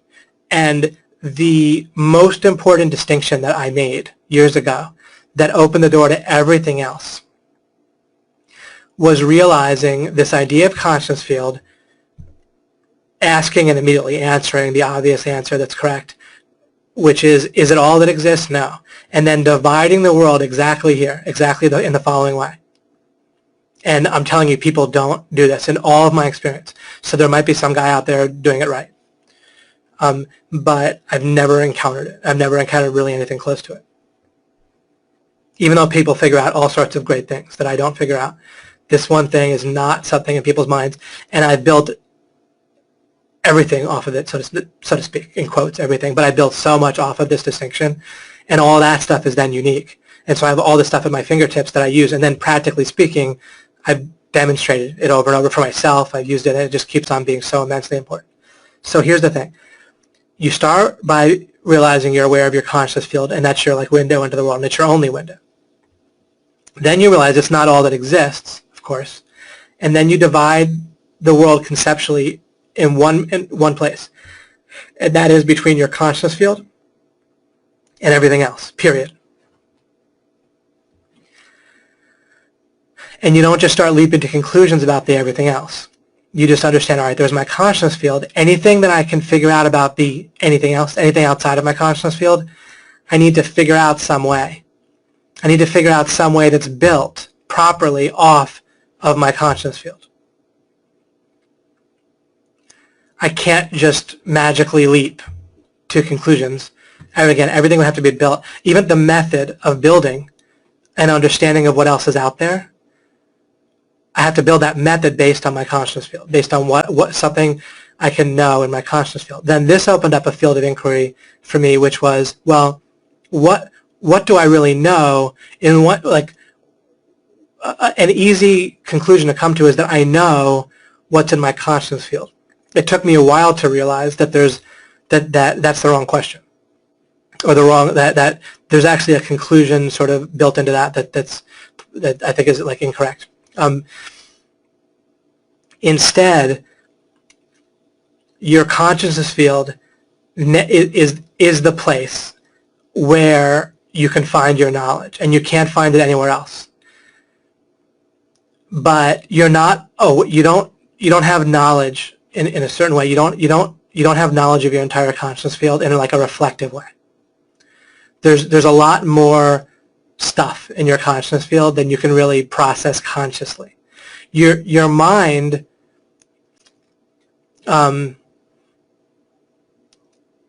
is different. Your mind can process maybe all of the precursor to your consciousness field, just like a computer can do all the processing related to what's on its screen, in a sense. But that just because your mind might have neurons and so forth that are related to each of the parts, each of the pieces of what's in your conscious field right now, all the different parts of your visual image that you're experiencing right now, plus your thoughts, your feelings, auditory experiences, and so forth. So there can be a precursor to all that in your mind, but you're not your mind. So your knowledge is contained within. I'll give you kind of a right answer, and then we'll try to. At least what I've figured out is that your knowledge is contained within big obvious distinctions within your consciousness field. But it's not when you start to try to work off of the idea that you have knowledge of your entire consciousness field, that's when things also break down. That things don't make sense properly. But when you have the idea that you're somewhere within your consciousness field, you can find things that you do know, knowledge, or a precursor, a starting point, a foothold is a great word. So your foothold for your knowing, for really knowing what's true, is found within your consciousness field. It's not your entire consciousness field, but it's found within it. And so then you need to get a sense of how to operate or how to understand or something. How to identify your foothold and go from there is another way to put it. So we want to identify what's our foothold for knowledge within our consciousness field. And then we use that to start to understand things about what else. Now, the interesting thing is that you yourself as a being lie outside of your consciousness field. So you don't have direct knowledge of even yourself. You have to actually figure out that you exist in essence. And this is different than Descartes. It's different and it's related, but it's different. And he just gave up basically soon after this. But he said, like, I think, therefore I am, right? Well, actually, you don't think. Now, if you say, like, there's a consciousness field, therefore there's something that's conscious of the consciousness field, that's correct. But Descartes was actually identifying with his mind. And so he ended up confusing himself and giving up, as people always do, because once you start with the idea that you're your mind, then you're wrong. And so anywhere you try to go from there, you end up at a dead end. And eventually people just give up because they keep hitting dead ends. They don't realize they need to differentiate things differently. So you don't think, your mind thinks. You, first of all, you experience your consciousness field. You're conscious of your consciousness field. But you figure that out from your consciousness field. Okay, you're not directly aware of yourself. You figure it out. But it's kind of like one step. So it's okay. And it's big and obvious. And I'll be circling back around. The more I build this out, the more the other parts will make sense. So I'm going to make sense of what I'm saying by continuing, not by just repeating myself over and over. Although I do repeat myself, but in addition to repeating myself, I'll continue. So you exist as that which is aware of your consciousness field. And we can call that a being, right? We just put a word to that. The only meaning of being is a thing that can be aware of a consciousness field. The meaning of you as a being is the specific being that's aware of your specific consciousness field. You don't know directly, like instantly, that there's other people with consciousness fields, but you can figure it out. Of course, you already have come to that conclusion. It's correct. But you can also figure it out. Anyway, so there's you. Another very important immediate thing is the idea of goodness and badness and variable sense of quality, we could say, of your consciousness field. So it could be the case that the value or the quality of your experience, the amount of goodness or badness that you experience, is all neutral. But if that was the case, then actually nothing would have any meaning. Okay, and you also pretty much directly experience that that's not the case. It's pretty clearly wrong. So neutral would be, if things were neutral, you would have no sense of, you couldn't even understand what I would mean when I talked about goodness or badness, or why you would do something in order to have more good and less bad. There would literally be no reason to do anything because everything would be, the result would still be neutral in terms of the value of your experience. When I say value, I'm just using a terms that I'm defining as the same as more goodness, less badness. And again, when I talk about this, I'm talking about the most mundane, obvious thing. Find the most obvious, most mundane meaning of what I mean by value of your experience, quality of your experience, more goodness, less badness. Once you're operating based on this distinction of your consciousness field, then you'll the most immediate, big, obvious meaning of goodness and or general quality of your experience is the correct one. People get confused about what good and bad is because their basic idea of the world is incorrect. It's based on matter and energy, and then a mind arising from that, and then goodness almost being like some mysterious thing, and again, our mind reinterprets goodness into that which furthers our goals and so forth, which is totally different. So everything's confused the normal way of looking at things, and you can't really make sense out of things. So people give up. In what I'm giving you, as it clicks, you will be able to make sense out of stuff. It may be confusing, I'm not sure, but presumably it's confusing transitioning to some degree. But really, once the idea of a consciousness field clicks for you, then really the rest of it doesn't have to be difficult, especially with me just giving you answers, questions and answers. But none of that should mean that you feel frustrated because it's difficult or anything. I'm more trying to, I'm only saying these things in order to help guide you in the right direction to to understand. None of this is like a moral thing, like, oh, you should get this sooner or later, or sooner or whatever at all. I don't feel that way whatsoever. But I mean, like, looking for kind of complex answers, or if there's confusion, is probably because you don't yet have the distinction about the consciousness field kind of fixed. And you don't really quite fix it in your mind. You have to stop and consciously notice it, because your mind can kind of store the precursor, or like a red flag about consciousness field, or like it can store like stop and and be aware, like notice that you're aware of stuff and you're experiencing stuff. But your mind itself is not conscious. It's like this processing mechanism and goal achieving mechanism that's not conscious. So it can't like store the meaning of consciousness field in neurons.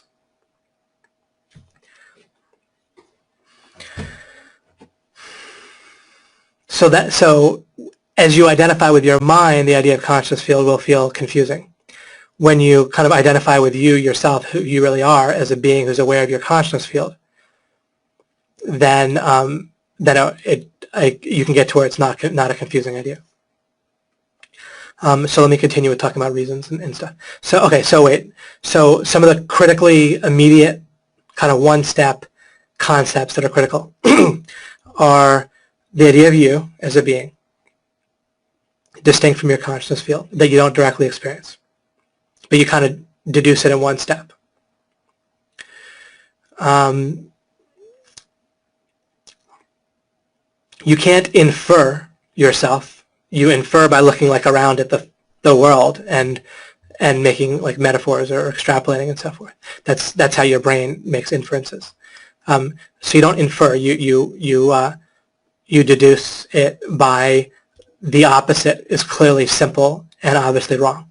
If we say there is nothing aware of my consciousness field, then that can't be right.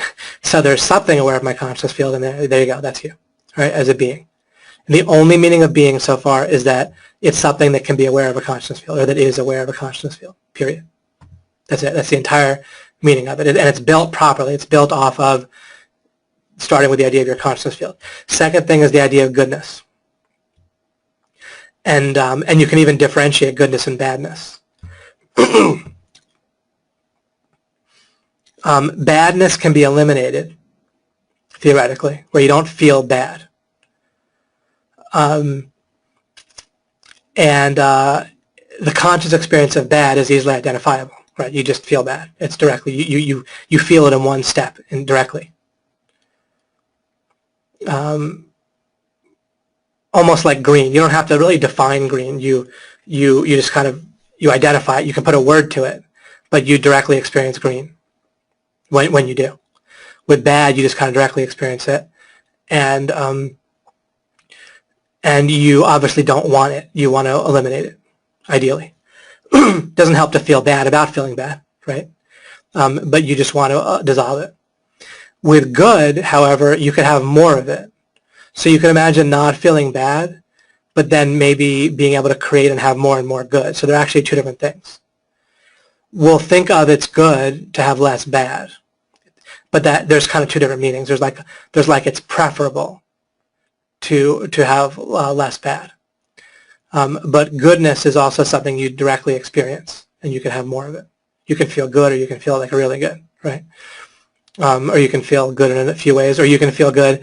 Let's suppose you feel good. Let's say your physical feeling of well-being doesn't change, and then you help somebody else, and you can see that they feel better than they used to. Or even someone you care about gets helped by a third party, and they feel better, the person you care about feels better, then your sense of well-being, I'm just stipulating, it doesn't change that whole time, right, over the course of an hour, let's say. So you have the same sense of well-being, and then another person that you care about ends up better off. You see, you can feel even better, right? So there's my little demonstration of how you can feel even more good. And that can increase. And in that, there could have been no bad. Like, let's say the other person felt good, and then they feel even better, right? And maybe we could understand that even better. Maybe I can, and I try to. I'll work on it, but that's good enough for now. That really helps. Operating within that just is great, right? Trying to reduce that'll be enough for now. we don't really, we have plenty to do, eliminating bad and creating more good stuff that'll keep us busy for now. So there's good and bad, and there's and fundamentally, regardless of even good and bad, there's a variable quality of our existence, and we want to have a higher quality. We want to have more, again, more good, less bad. We want that. If other people exist, then we might as well want that for them too. And the reason is, if we didn't care one way or the other, let's say we were neutral towards other people and how they felt, and in terms of their goodness and badness, their quality of their existence. If we were neutral toward that, then we wouldn't feel worse if they felt worse, but we wouldn't feel better if they felt better. So there wouldn't be a sense of potential abundance. Like there's more capacity for us to feel good or to experience goodness if the others exist and we care about them. Do you see? So there's more capacity for goodness. There might be a drawback. There might be more capacity for waste. And that's how the world is. The world isn't neutral. There's capacity for waste where bad leads to more bad. But there's also capacity for abundance where good leads to more good. So another way to understand the basic purpose or the fundamental goal of life is abundance, which doesn't mean plenty. There's a word plenty, which means there's enough for everyone to have enough, right? Or there's more than enough for everyone to have enough. Plenty is a different concept. That's besides the point for the moment. Abundance is the idea of more good leading to more good, wanting more good for other people. And in order to allow for abundance, you have to allow for waste. And that's what's going on. And there's waste going on too. But God didn't screw up. There's just no logical way to create a world where there's a potential for abundance without also creating the potential for waste. So currently we're also actualizing plenty of waste, and we want to stop doing that. We want to actualize just abundance, where we, by understanding more good leads to more good. By thinking in this way, we practically can make more money. We practically can have more romance, more sex, more whatever. So this isn't just philosophy, deep stuff. I'm talking about really the most practical stuff we can think about, even though by default people think of it as perhaps impractical or deep or philosophical.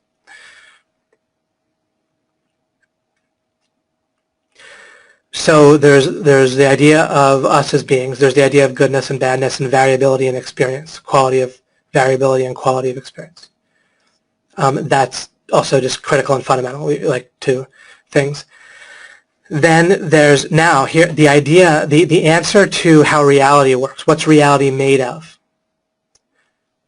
See, if we don't answer the question of what's reality made of, what's the world out there made of? If we answer, it's answered wrong by default. And that leads to confusion around the edges. It leads to confusion whenever we try to really think about stuff. And so we shy away from it, and it prevents us from coming to all sorts of very important conclusions. It prevents us from operating on our core, basically, on our standards and norms properly. If we do try to think about our core, or how we really want to be as a person, or what we want our standards to be, the problem is we're playing on the same playing field as our other standards and norms and culture and other people's, and we're struggling. We're having to fight to want one thing rather than something else, and so forth. We need to get on a deeper, different playing field that's underneath it, so that we can just win rather than just fight on the same level. We need to get to a higher level or whatever. All right, so the correct answer is that the world is not made of matter and energy. The world is not made of concepts or thoughts. When we try to ask where is Middle Earth, we can't come up with a good answer, because we wouldn't say that it's made up of matter and energy, but then what do we say? It's made up of ideas? You could say, well, sure, David, that sounds fine. But then what are ideas made of? And then are they made of matter and energy? If not, where do they reside? In our mind? Well, where does our mind reside? In our head, in our brain, right? But then our brain's made of matter and energy. And in practice, what people keep reverting to trying to build things on top of matter and energy, and even themselves. But that keeps breaking down. It doesn't work. And if I work at it, and I probably will, then maybe I can describe even further how it breaks down and doesn't work. But if we see the correct answer, then that's important too. Otherwise, we have nothing to compare the wrong answer to, and we have issues. But I also want to give you the wrong answer, or else we have nothing to compare the right answer to. We need, we see by contrast. We see by making distinctions. We understand by making distinctions. So, and you can work on this yourself. So, the correct answer is we ask, well, what are things really made of? What can I understand the world to be made of in a way that makes sense out of, now I can answer what Middle Earth is made of, what matter is made of, what energy is made of. God is not made of reasons. Neither are you. Neither is your consciousness field. Your consciousness field is not made up of reasons. But what there are is there's a reason. There has to be so let's ground ourselves again. Okay, in where? Where do we ground ourselves always? In our consciousness field. So we stop and we say, all right, our basis for everything is our consciousness field. So we need to, whenever we're thinking about anything else, who we are or anything else, or what is the world made up of? What is the external world outside of our consciousness field made up of?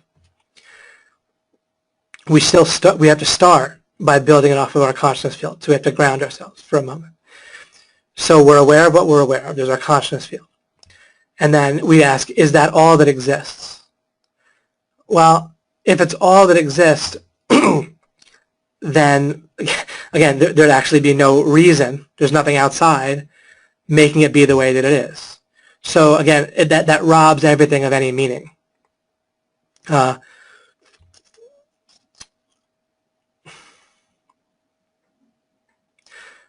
We can notice that we can't just directly make our consciousness field be different, like just through direct willpower. If I just want to experience bliss, I can't just go, okay, bliss time, and it's just permanent bliss forever, right? So we can't operate on it directly. So if there's nothing that we can do indirectly, then we're helpless. There's no meaning to even trying. We just sit there and experience whatever we experience. So the idea that there's no meaning to any action or thought or anything leads to an absurdity. And we can't act on that. We can't live that way. So there's got to be meaning. There's got to be reason. There's got to be something outside of our consciousness field. Oh, and even us, right? There's us outside of our consciousness field. We know that. But there has to be then some reason why our consciousness field is configured the way it is right now, rather than some other way. And so all of that again, we can understand the world in terms of reasons why our consciousness field is one way rather than another way. Matter and energy is like a model to help us understand or picture. Models help us kind of, again, understand, see, act on reasons. And everything comes down for you and me into our consciousness field being different or better, right, or whatever. So once we start trying to think of the world this way, then actually, believe it or not, it actually makes sense.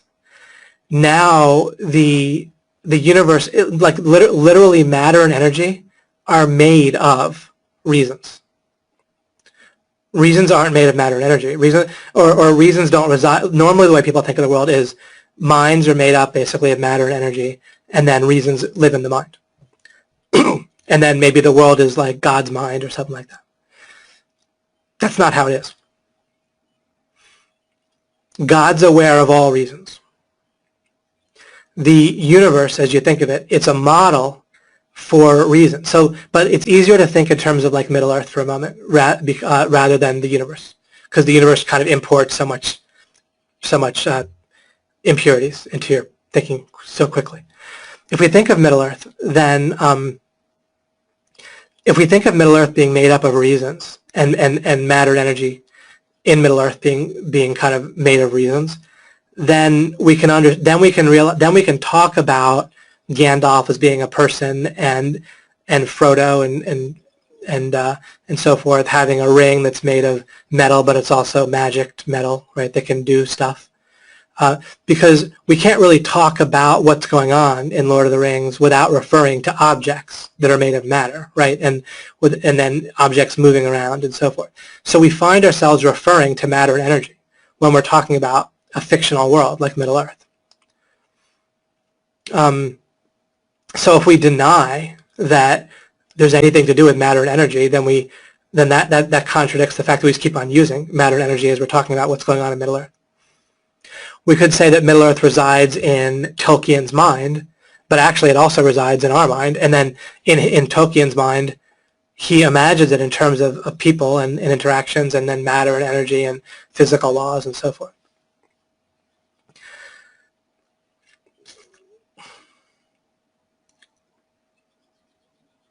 I know this could be a little bit tangled as I untangle things. But let's see here. So in the normal way of thinking of matter and energy, if we ask where Middle Earth is, again, we kind of end up with sort of nonsense. Like, okay, it's in Tolkien's mind, it's in my mind, it's in this person's mind, and yet there's some objective reality. Like, we talk about it as if there's some objective reality to it. So David, so then I could, imagine someone asking, okay, so what do you mean like it's made up of reasons? And I've been a little bit addressing that, but let me try to answer that fresh. I'm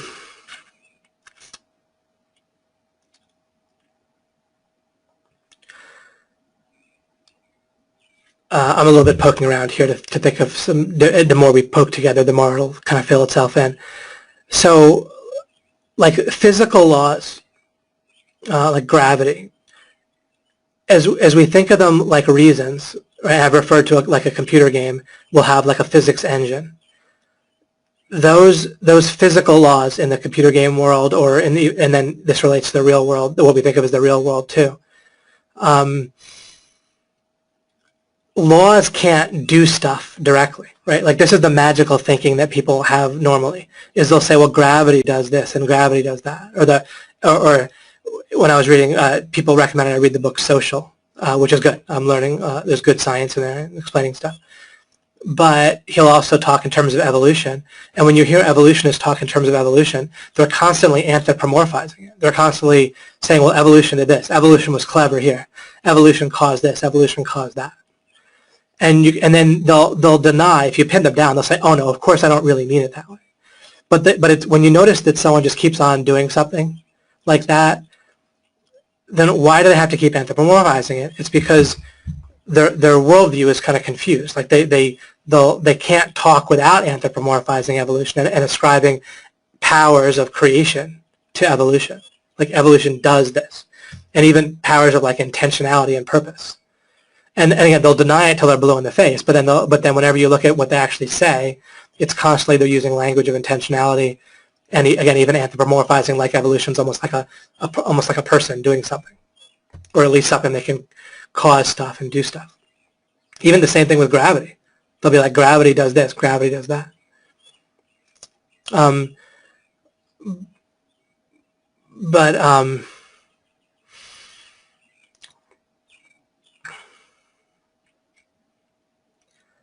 Sorry, so sometimes explaining why something is wrong is a little bit odd to do, because you kind of get into a bit of an absurdity. And if I say something that seems absurd to me, and if I'm worried that other people don't see it as absurd, then that's where I kind of get blocked for a moment.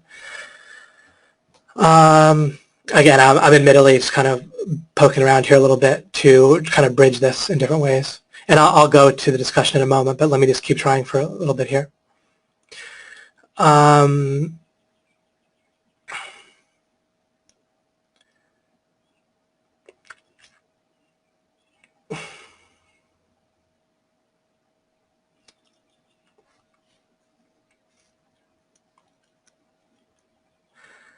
So when we talk about the visual image of the tree, and we ran into a problem with the idea that I see the tree as it is, that doesn't work. That's naive realism.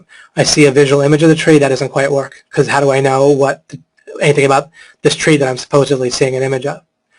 If what I understand is that I have a visual experience, and that external to my consciousness field, external to my visual experience, right? Your visual experience is contained within your consciousness field, right? So the visual experience, you can call it an image if you want, but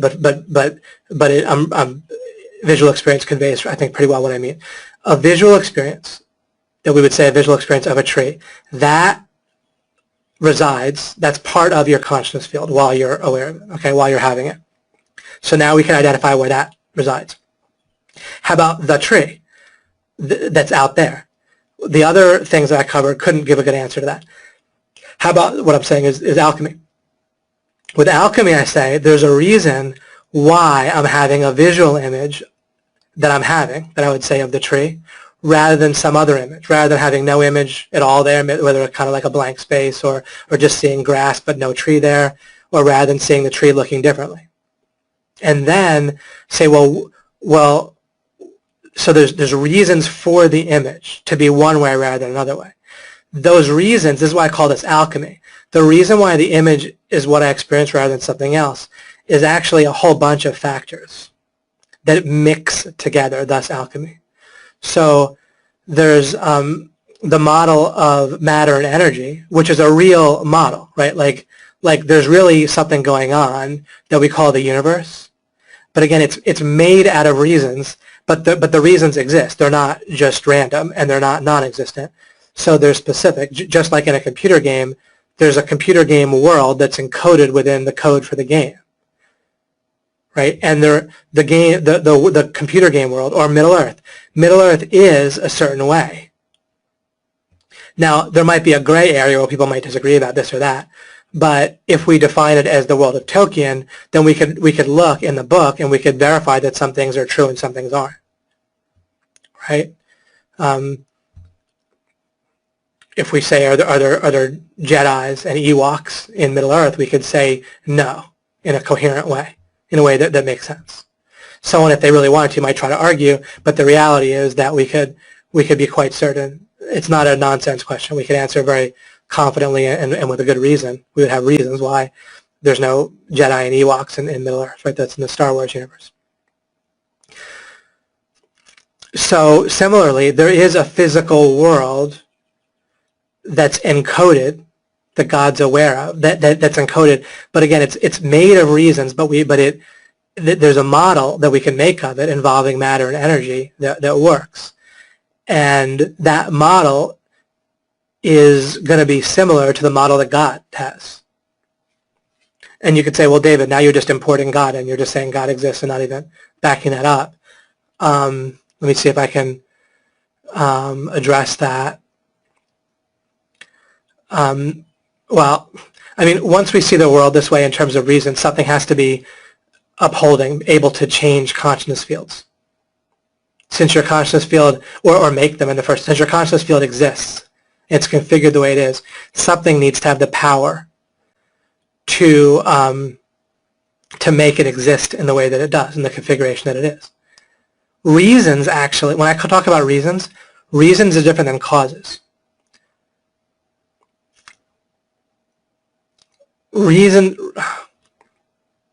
Sorry, I understand this well. I'm trying to make sure I explain it right.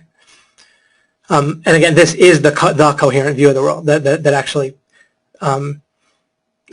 weirdly does make sense once you fit it together. And again, to give the correct answer, there has to be basically one God that can cause consciousness fields to be the. I know I'm asserting this, but I'm at least giving you an answer that then we can talk about in some way. But this has nothing to do with religion. This is just your consciousness field. I'm just talking about what's going on with it and what the world is made up of. And again, this will matter very much, because unless we see the world foundationally properly, we're not going to be able to get underneath our self-image, our super goals and meta goals of our norms and standards and so forth. So this is very practical and necessary. Your consciousness field, there has to be something that can make your consciousness field. And that makes it, now that something can cause your consciousness field, but that something is going to have a reason why your consciousness field is the way it is rather than some other way. The reasons don't make your consciousness field. The reasons are reasons why something that is able to make your consciousness field makes it the way that it does and not something else, some other way. That's coherent. That is how things have to be. If someone says, well, maybe there's nothing that's responsible, or if someone says, well, maybe the universe is the reason, the trouble is, as soon as someone starts to try to operate on that, well, let me ask you, is the universe aware of what it's doing? If the universe is not aware, then what's the connection between, how can something that has no awareness cause a consciousness field to be one way rather than another way. Again, it would have no reason. Something without awareness can't operate based on reasons. And when you start with the normal way of looking at the world that's based on matter and energy, then it can feel like these things could maybe happen. But it's all nonsense. If you look more closely at it, you can't. Like, you start to look closely at it and it just stops making sense. You'd be like, well, the universe can just make your consciousness field, David. All right? So is it aware of doing so? No. All right, it's not aware. So it has reasons. You're like, sure, reasons. The forces, matter and energy, gravity, and stuff like that. That's the reason why you have a consciousness field is gravity. And like, so gravity is part of the universe. And I say, does the universe move? And like, yeah, it moves. Like, it changes, right? The universe changes. Well, if it changes, it no longer, it's gone. It changed. It's different, right? If something changes, it's different. It's not the same thing. So now what's the universe? Is it the configuration that the universe is configured now? Because actually that'll change, right, next moment, according to this person's own belief, their own view of the world. Well, if it changed, it no longer exists, right? Something new is there. So that new thing now creates your consciousness field, not the previous thing. And it just kind of is nonsense after nonsense. What is it about the universe that can make a consciousness field? They say the universe is composed of energy and atoms, right? Or fundamentally energy. So somehow what? Energy wiggles in one way, and now you have a consciousness field like, what does energy do? Like, what's the any kind of logical connection? With the idea with alchemy is that reasons interact with each other and combine. Okay, if you have a situation like a person, in the sense that you think of a person, which is really like their mind, or when I say you, or kind of, there's a way to understand a person's mind is composed of reasons. It's a mixture of all sorts of different reasons, once we start with the idea of reasons, we can have the idea of a physical world, just like even in a computer game, if we're coding for it. We code, I don't do coding myself, but a person would have to code for the physical world in that game, right? If they're in a forest or there's buildings or whatever, that has to be within the code of the game. So, so in the case of a computer game, you start with the idea of code, and then you get more specific. You say, okay, this is the code for the physical world. This is the code for the physics engine, which is related to the physical world, but the physical world of the computer game is kind of the default thing, and then there would be maybe what shows in the person's computer screen, and then based on inputs and the physics engine and the physical world code, then it all combines and mixes, and it comes up with what's going to show on the screen next frame. Right? It would have to be a mixture, an alchemical mixture of inputs, which are converted to code, like from the controller or the keyboard. It would have to involve the physics engine. It would have to involve the previous configuration last second, and then there would have to be a backdrop or a background, right? Or an overall idea of the basic physical world that's kind of static, that gets referred to as well. All those things mixed together and caused what's going to come on or not caused, but are all those reasons combined end up being what end up combining, and that's what leads to what's on the computer screen. The reason I'm getting into cause there is that whole system of the computer and the computer game, that itself is a system within the physical world. And you say, well, David, I thought you said the physical world is made of reasons. Yeah. So there's a physical world. The physical world is one of the things that you can make out of reasons. You can make Middle Earth out of reasons, which is not in the physical world, but it can still be made in a way that has a coherence to it, that you can discuss. And it pulls from the idea of matter and energy as part of it, right? And it pulls from the idea of physical laws, but then it creates some of its extra laws on top of it, of magic.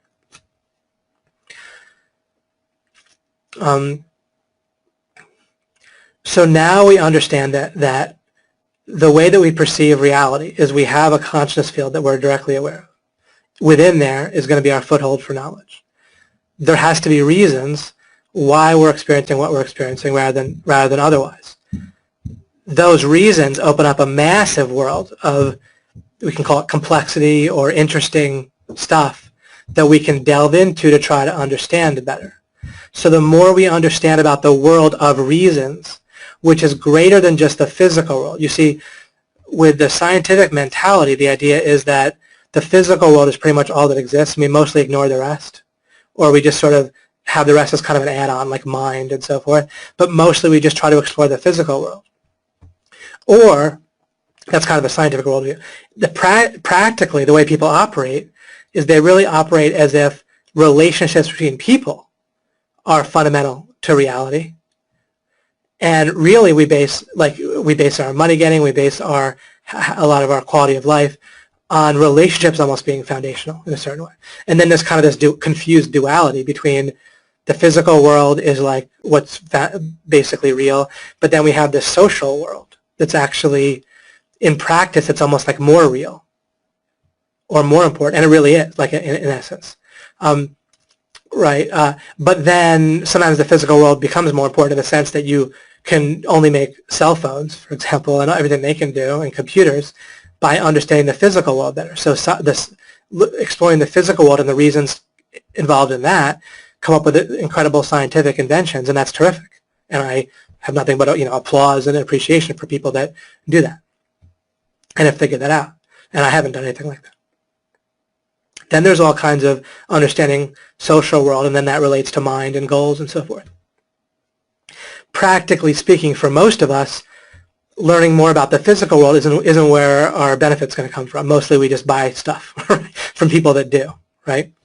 Unless a few of us really delve into that and we discover stuff. Or Greg does that with reverse engineering the Google algorithm, right? And Greg is an example, of course, other people do it and other coaches do it. And doing that science is terrific. Some of us do science. Most of us benefit from people that do science. They're exploring the physical world. But if they understood it in terms of reasons, they could actually do it much better.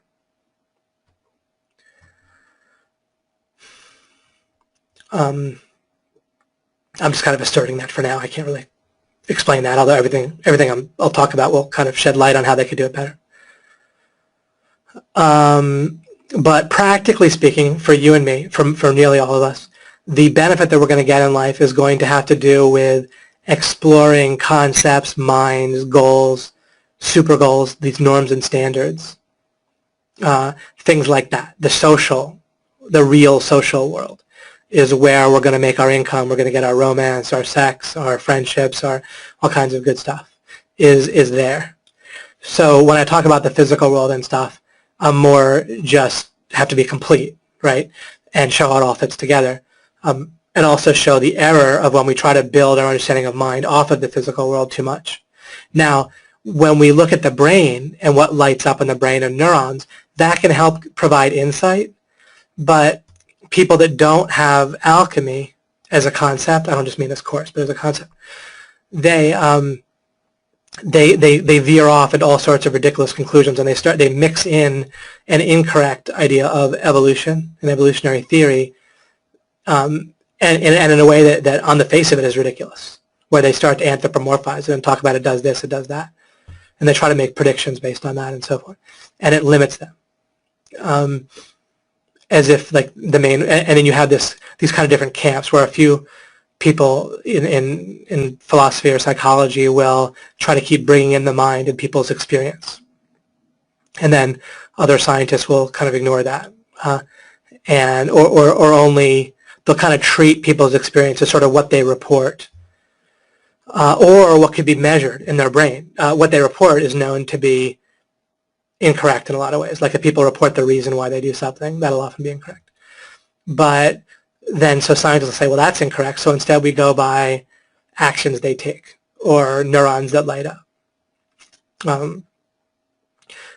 But there's so many things they could figure out if they had a more expanded, unified, in essence, I'm giving a unified field theory of success, of existence. I don't have a unified field theory of the physical world, of physical forces, and that could be maybe figured out, and maybe it couldn't, maybe if it exists. But I have an even more fundamental unified field theory that I'm giving you now, which is that it's all made of reasons. Once we have that backdrop and we stop accidentally constantly thinking in terms of building off of matter and energy, which is we're so used to, or our minds are so used to, then I can explain things better over time as I continue with you guys. But otherwise the duality or the confusion of constantly importing the taint of building things off the wrong foundation will keep coming in question after question, thought after thought. And I expect this to not make complete sense yet or whatever, but I do also expect it to have started to create a wedge or something that we're building where I can keep on building it out and referring to it and showing you from this way. And as I continue to show the method of knowing what's true, then it'll be built off of this. And people would keep getting themselves confused by making these perception and reality mistakes. And the idea of trying to relate things to being made out of matter and energy without even phrasing it that way.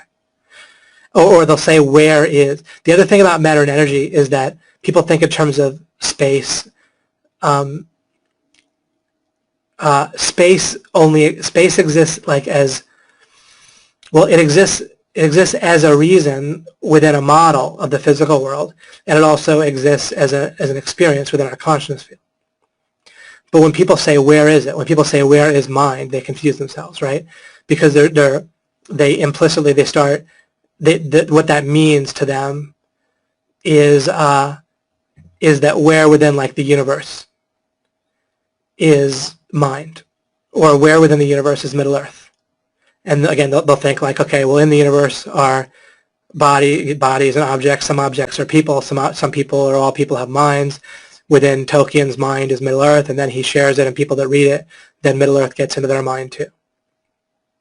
But that's not exactly right. Something similar to that is right once you build it off of the idea that it starts with the world of reasons. But the universe itself, people think of the universe as like this hard reality of atoms and so forth. It doesn't exist as a foundation. It only exists as being made of reasons, not made of like rock or hard stuff. And once you learn to see things that way consistently, it actually makes great sense. It's so the world it kind of weirdly easily makes sense. Again, I don't know how the transition will go, and that's why I'm scheduling time and discussion to do it with you guys. And maybe we'll have some webinars devoted more entirely to discussion within this. Okay, that might be good for me just trying to talking in the absence of feedback for now, and I'll just talk to you guys a little bit, and then we will be done. And as always, we'll continue with this. None of these are. I wouldn't have scheduled all these webinars, as I always say, if I thought that if my goal was to get closure in one of the, and just, already. Not that I would mind. If I could figure out a way to get closure today and explain it all, then I would have. By the way, I'm not trying to slow roll things either. But I understand that we haven't, covered it all yet. But I think we've made progress for sure. Whether or not it'll feel that way. But I suspect that it'll feel like some progress as well. All right, let me go to the very end just to start with. What does BCFR mean, Shelley? That which is unified field of existence of reasons, yeah. Megan Lee, yes, reasons and combining them makes so much sense as a foundational understanding brings clarity. Is this the foothold to understanding of all the rest? Well, yeah, consciousness field to start with. I'll give you another thing next week because we'll have kind of a self-contained lesson on Monday. But yeah, it's part of the real bottom line foothold is there's kind of a combination, I would say, of consciousness field, you as a being, reasons, the idea of reasons, the idea of good and bad residing fundamentally in your consciousness field. That sort of thing provides the sort of baseline foothold. And there's a bit more that's really going to be pretty foundational and fundamental that I'll be covering next week in terms of where exactly and how is that foothold for knowing within your consciousness field. Of course, I've been kind of using it all along. We've been touching on it all along, but I'll be pretty specific about it and delve into it from different angles next week.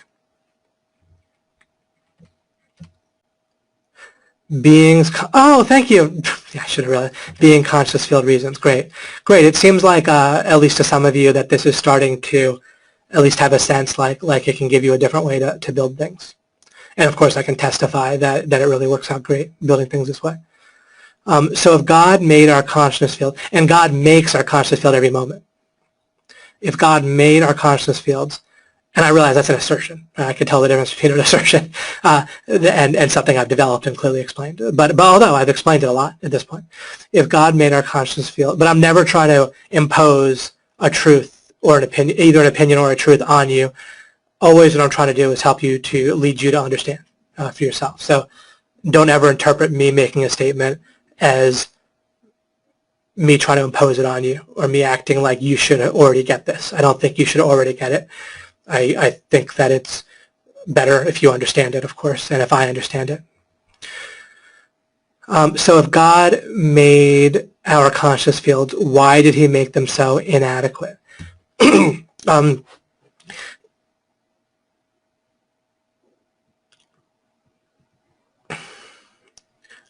one sense, the answer is it isn't necessarily inadequate. God's limited by logic, in essence.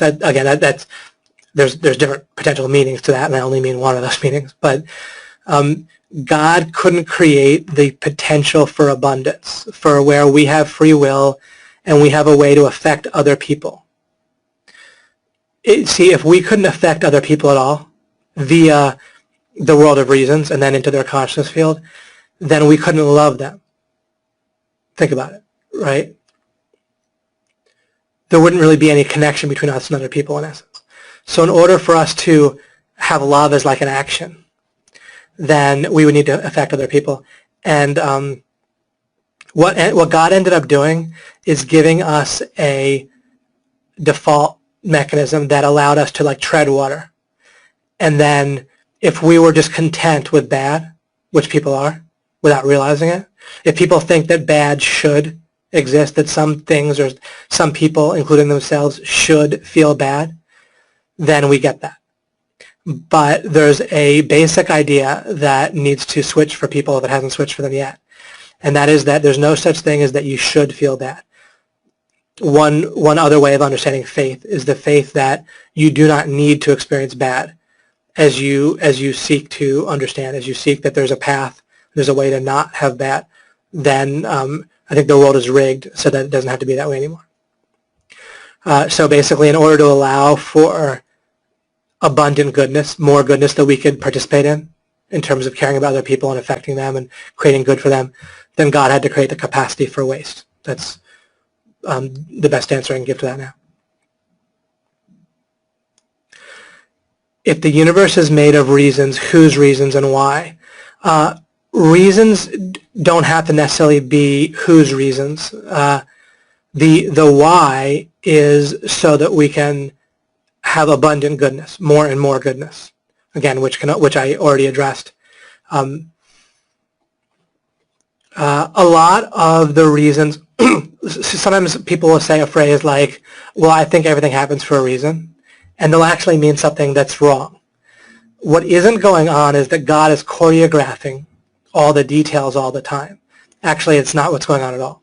God is, and I know what I'm talking about. God, I'm asserting here for some of you, but I'm trying to just at least tell you what the answer is, so that you can reverse engineer it, and we can reverse engineer it over time together. I was saying though that God is not choreographing things in the sense of he's like, okay, I want you to feel pain right now. I want this bad thing to happen. I want that guy to get cancer, or I want that 4-year-old to die so that the parents will learn a lesson about love. People will conclude that to try to make themselves feel better. But really what's going on is that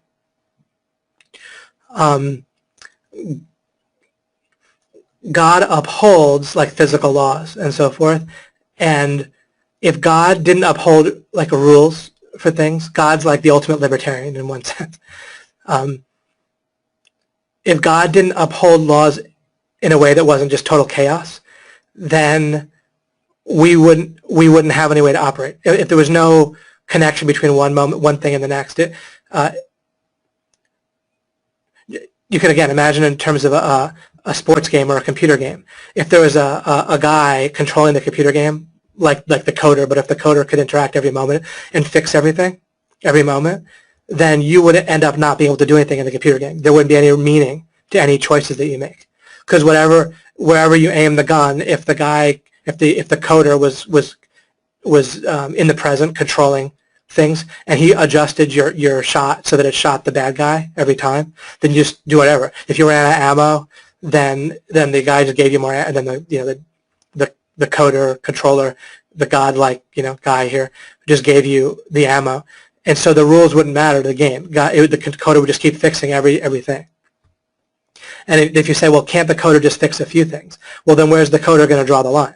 If there has to be a reason why the coder would fix some things and not others. And there could be rules for that, but they would have to be rules themselves. They have to be regular. If there aren't regularities, then there's chaos, and the problem with chaos is it strips you of your free will. If there isn't a connection between choice and consequence, you don't have choice. It's kind of a simple way to put it. So a lot of what's going on is it's a cascade of reasons based on the physical laws and the consequence of those, or concepts and combining them. But what we want to do is understand or believe or have faith that bad doesn't have to exist. And the sooner you do that and the more pervasively you do that, the more you can dissolve it. Rick wrote, hi David, great info as always. How is my consciousness field related to the universal mind concept? And how do I best access this universal mind, God, infinite intelligence? How do we reach a higher level of consciousness? Okay, mainly you could just ignore all that and just go with what I tell you, and you'll do everything right. But it's the useful thing about asking that is it gives me more ability to distinguish and clear things up for you. Any sort of universal mind is just more like a physical world that we're in. That's a bunch of reasons that we're interacting with. Think about it like this. So we specifically have a mind, like a being has a consciousness field. A being also is attached to a mind. Where does the mind exist? The mind exists within the world of reason, just like everything, just like not everything else, but just like everything except for beings and consciousness fields. The mind is in the world of reasons. That mind is connected, not physically, but it's logically, it's attached to, it's part of the reason, for your consciousness field. But it's specific to your consciousness field and not others directly. That's your mind. Your mind, there's something you do as you interact with your conscious field as a being that causes your mind to explore in different ways, to focus in different places, that space is created and so forth. That will lead your mind to different conclusions and better conclusions if you seek in the right way. Your mind then partly controls your body. Your body does stuff, says stuff.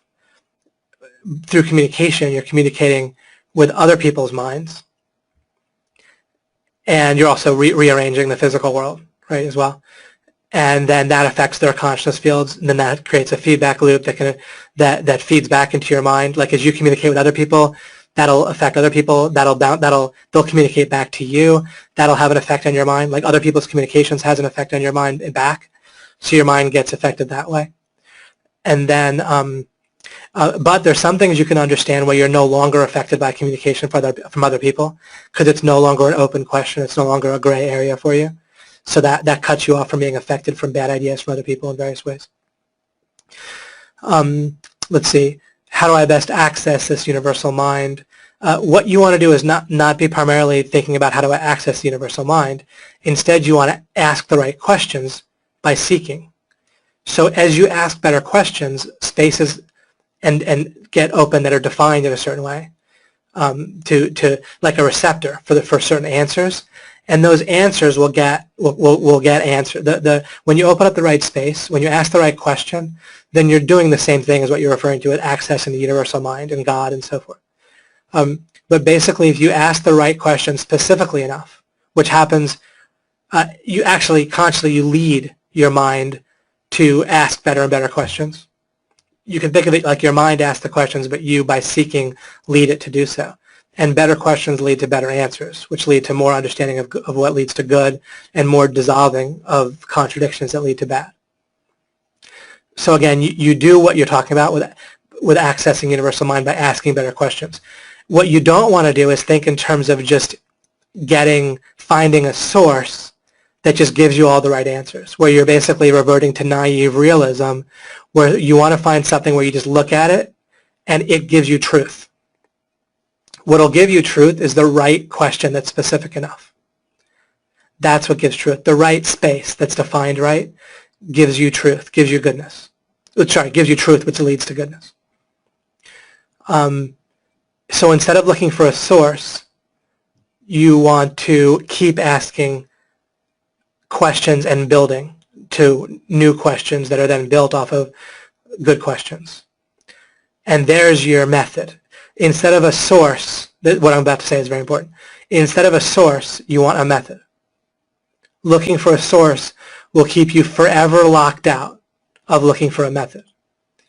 And it's probably correct, it may be correct, to say that basically everyone's looking for a source outside of alchemy, outside of what I'm trying to show you.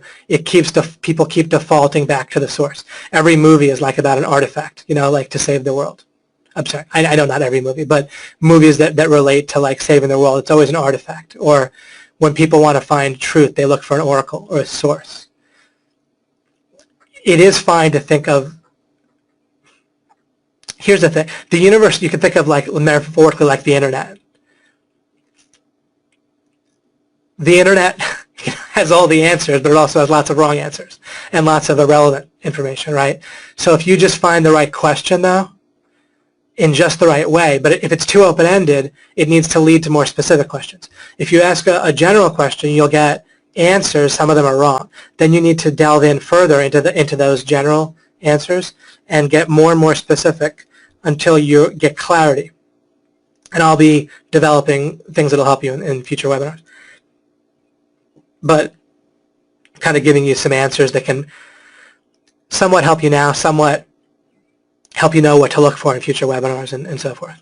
But I think what I just explained there is very helpful in and of itself now, and also it'll really help you to understand what the value is and what I'll be talking about in the future. So not a source that just gives you all the true answers, instead a method.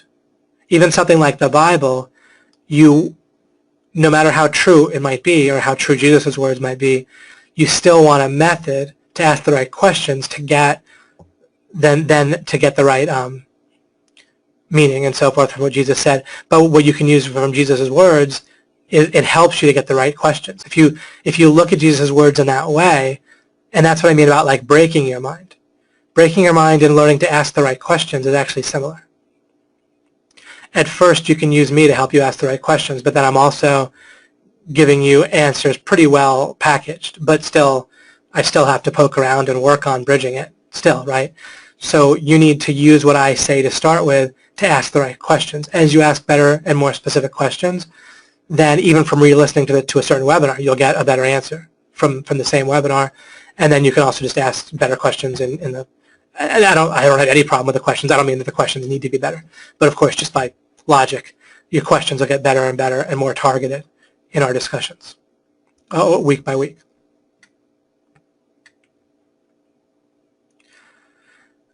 How can there be a difference between God and beings? Well, a being is aware of its consciousness field. So I'm only aware of my own consciousness field. I'm not aware of other people's, and therefore I'm not God. I can't directly affect my own consciousness field. I can't cause my own consciousness field directly to be exactly what it is. When I'm aware of my consciousness field, one of the things that's very clear to me is that I didn't know it ahead of time and then create it based on what I knew. So I'm not making my own consciousness field. I don't even know what it's going to be, right? If I turn my head, I don't know what it's going to be. I don't know exactly what it's going to be in an hour. Or I'd have to be aware of my current consciousness field plus every bit of the consciousness field that I'll have in an hour. If I could know what it's going to be, which I don't. So I don't know what it's going to be like the next moment exactly. So I'm not God. I can't create consciousness fields. So God is something different. And I'm not, there's other people out there that have consciousness fields, and I'm not aware of those either. So there's a being attached to other consciousness field that's not me either. So I'm distinct from other beings, and I'm definitely not God. So that might give you some thoughts about that. But you notice how, well, I mean, at least from, but I kind of stutter a bit, so to speak, metaphor, when I'm trying to explain to you something, but when someone asks me a question where I can just address it from my own kind of model, then I can, these questions are kind of easy for most, there's plenty of things I don't know, but questions about my model, I constantly have a pretty coherent answer. Love this, David. Some great new information. I have spent some time on this subject. Free will is also a factor too, right? Yes. Well, yeah. I mean, free will is a critical part of like the foundational like ideas. You know, being, conscious, field, reasons, God, goodness, and right, free will. Again, free. There's no meaning to anything if you don't have free will. If you don't have some power that you have, it doesn't have to be unlimited, and it isn't. But I mean, it's not unlimited in the moment, at least. But even if you have one leverage point, if you don't, then there's no point in anything. There's no point in literally you can do nothing if you don't have free will. Therefore, there's no point in thinking. There's no point in acting. There's no point in anything. And any bad that we experience would just be like torture, because they're just God making us hurt, or the universe hurting us for no reason. If we couldn't have free will.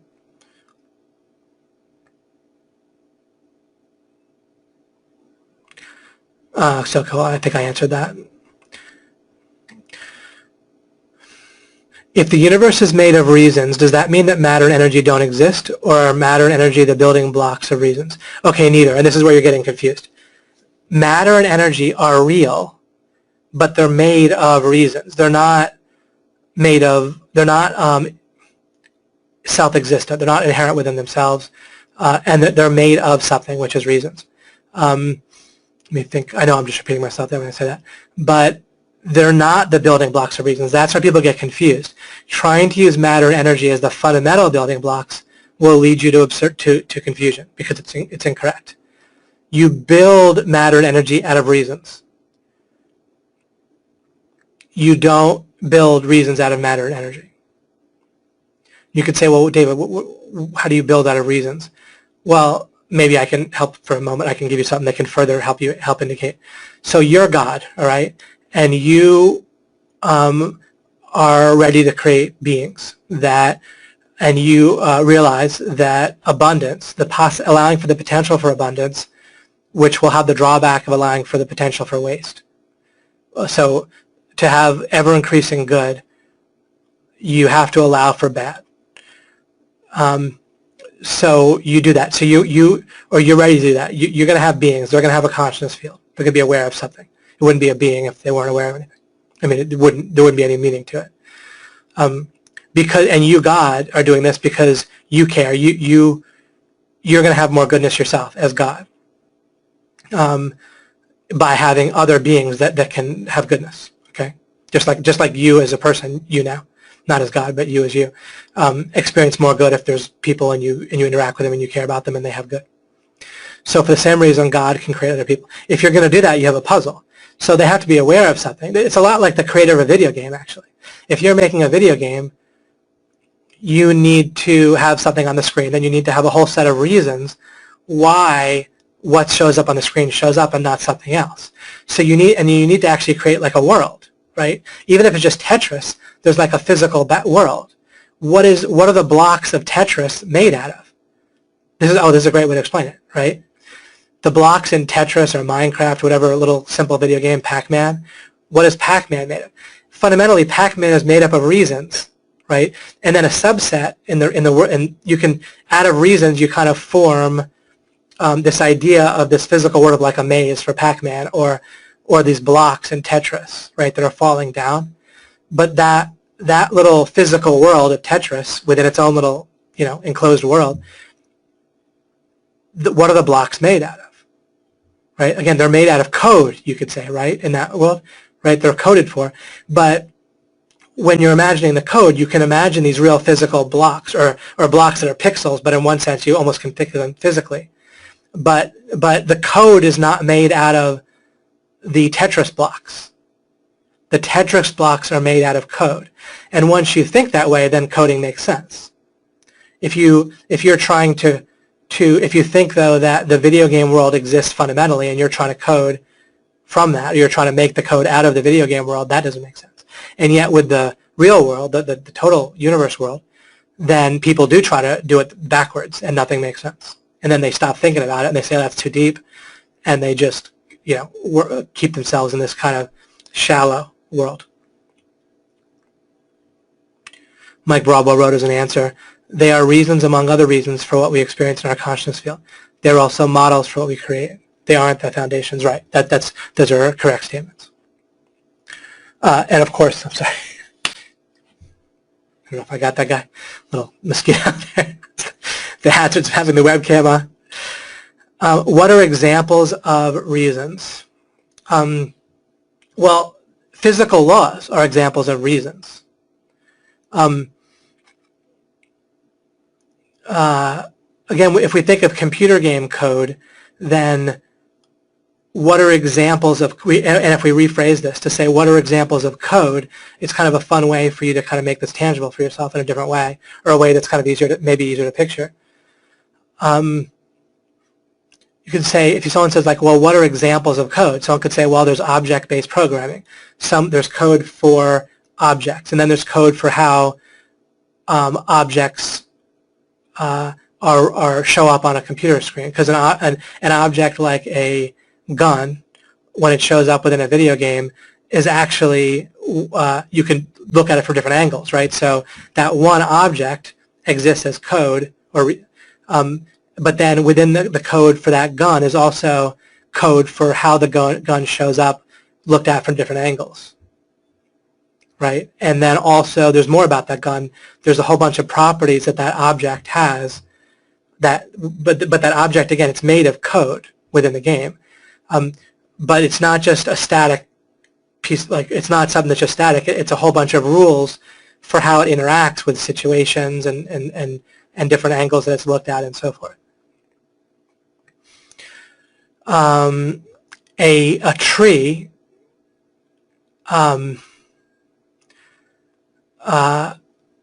we could say it's composed of atoms and energy, or that atoms can be interconverted to energy. And then we could say atoms are composed of even more fundamental particles, but at each of those levels you're talking about a reason in essence.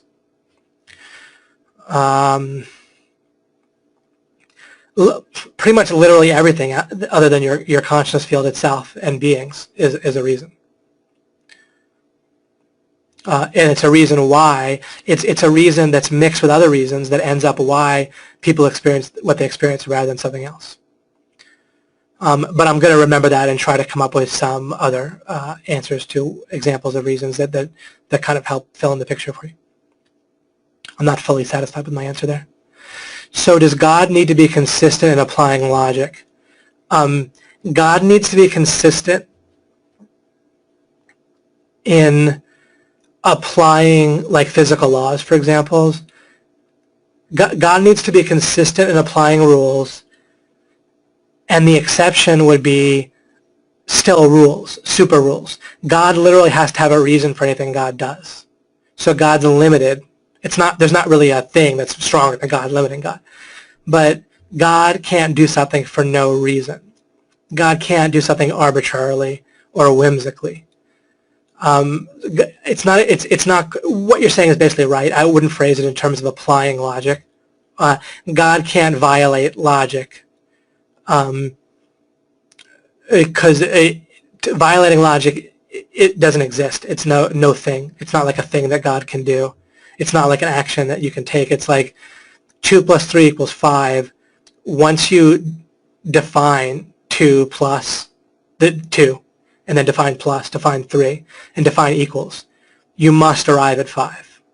And then someone could go into the context and change the context that ends up changing the meanings of those things. So once you stipulate the context as base 10 or whatever, or once you affirm that if you change the context as such that it really changes the meaning of 2 and plus and 3, then of course you can change the answer or the conclusion. But if you don't change any of those things, then 5, right? 2 plus 3 equals 5. 5 is necessarily the answer, and God can't make the answer be 6. God can make the answer be 6 by changing the context, right? But God can't have the answer be 6 without changing the elements or the context. Once you mix certain ingredients, you must get the result of those ingredients. Or once you mix certain reasons and modifiers, you must get the answer. God can't mix things together or reasons together and get something other than what the logical result is of those reasons. If God wants a different result, God would have to mix different reasons. And God can't like change the rules on a whim for how things work, because God would need a reason for changing those rules.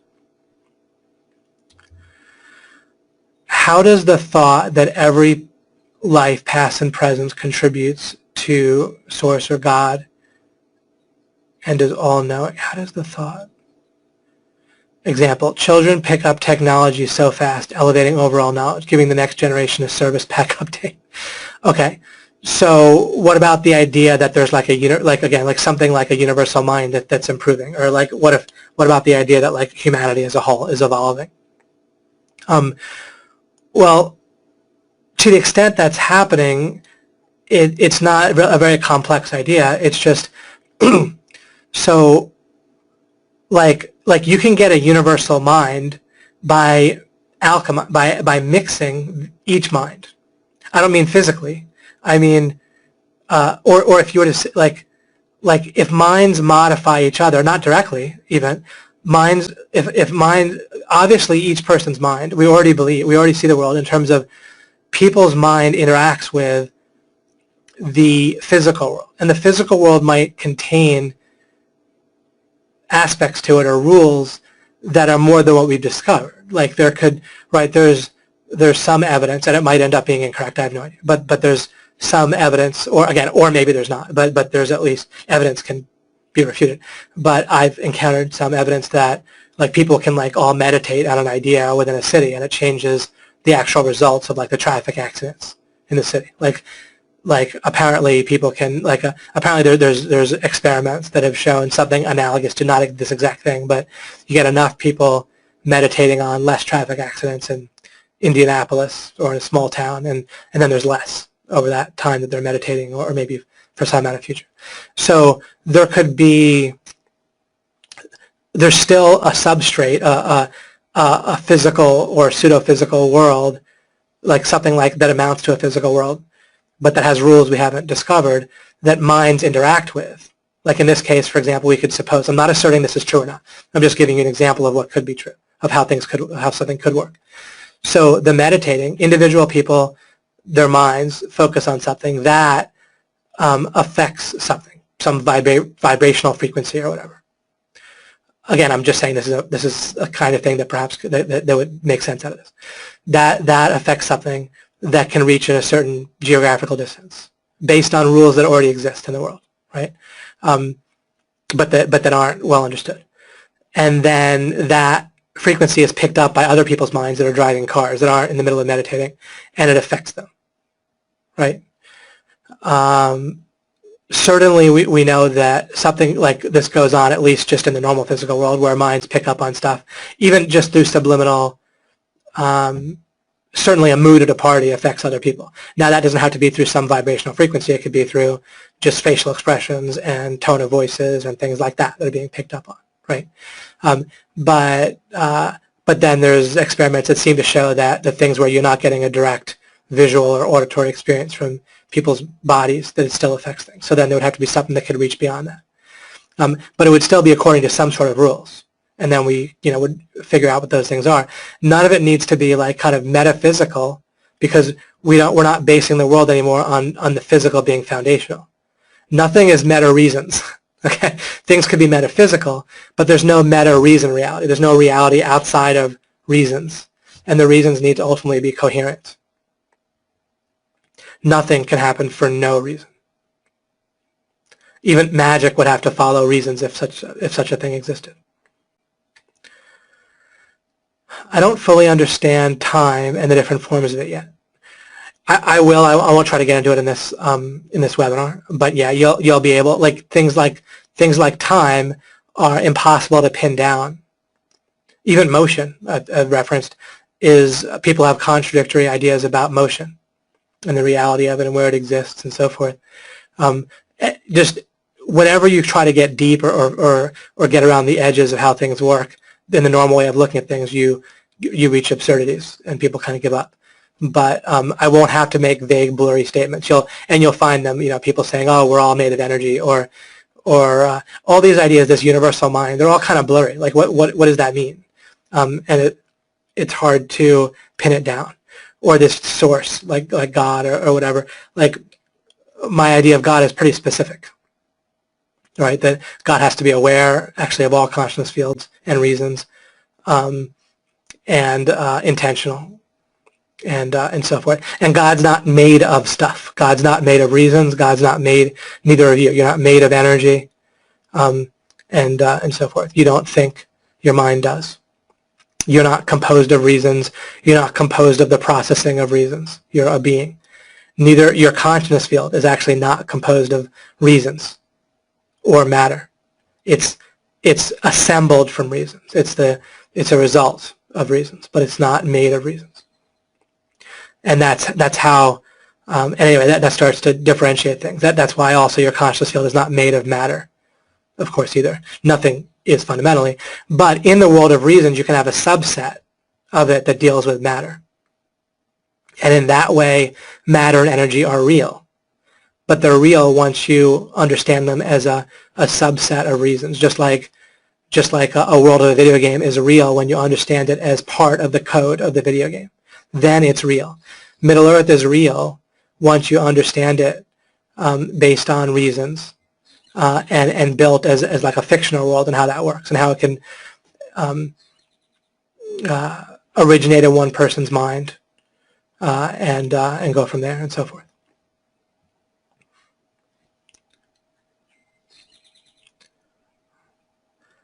And there's some things where if you asked me, well, how is this real or how does this fit in, I wouldn't be able to tell you the answer immediately. I have to think about it. But I have the backdrop to think about it where I can give you a coherent answer, or you can come up with a coherent answer for yourself. Even things like where do concepts exist, or where does mind exist. Mind is a I won't open up a whole can of worms right now, but we can look to address those things. But then we have the proper backdrop to start to answer questions like that, right? The mind, there's something about the mind that you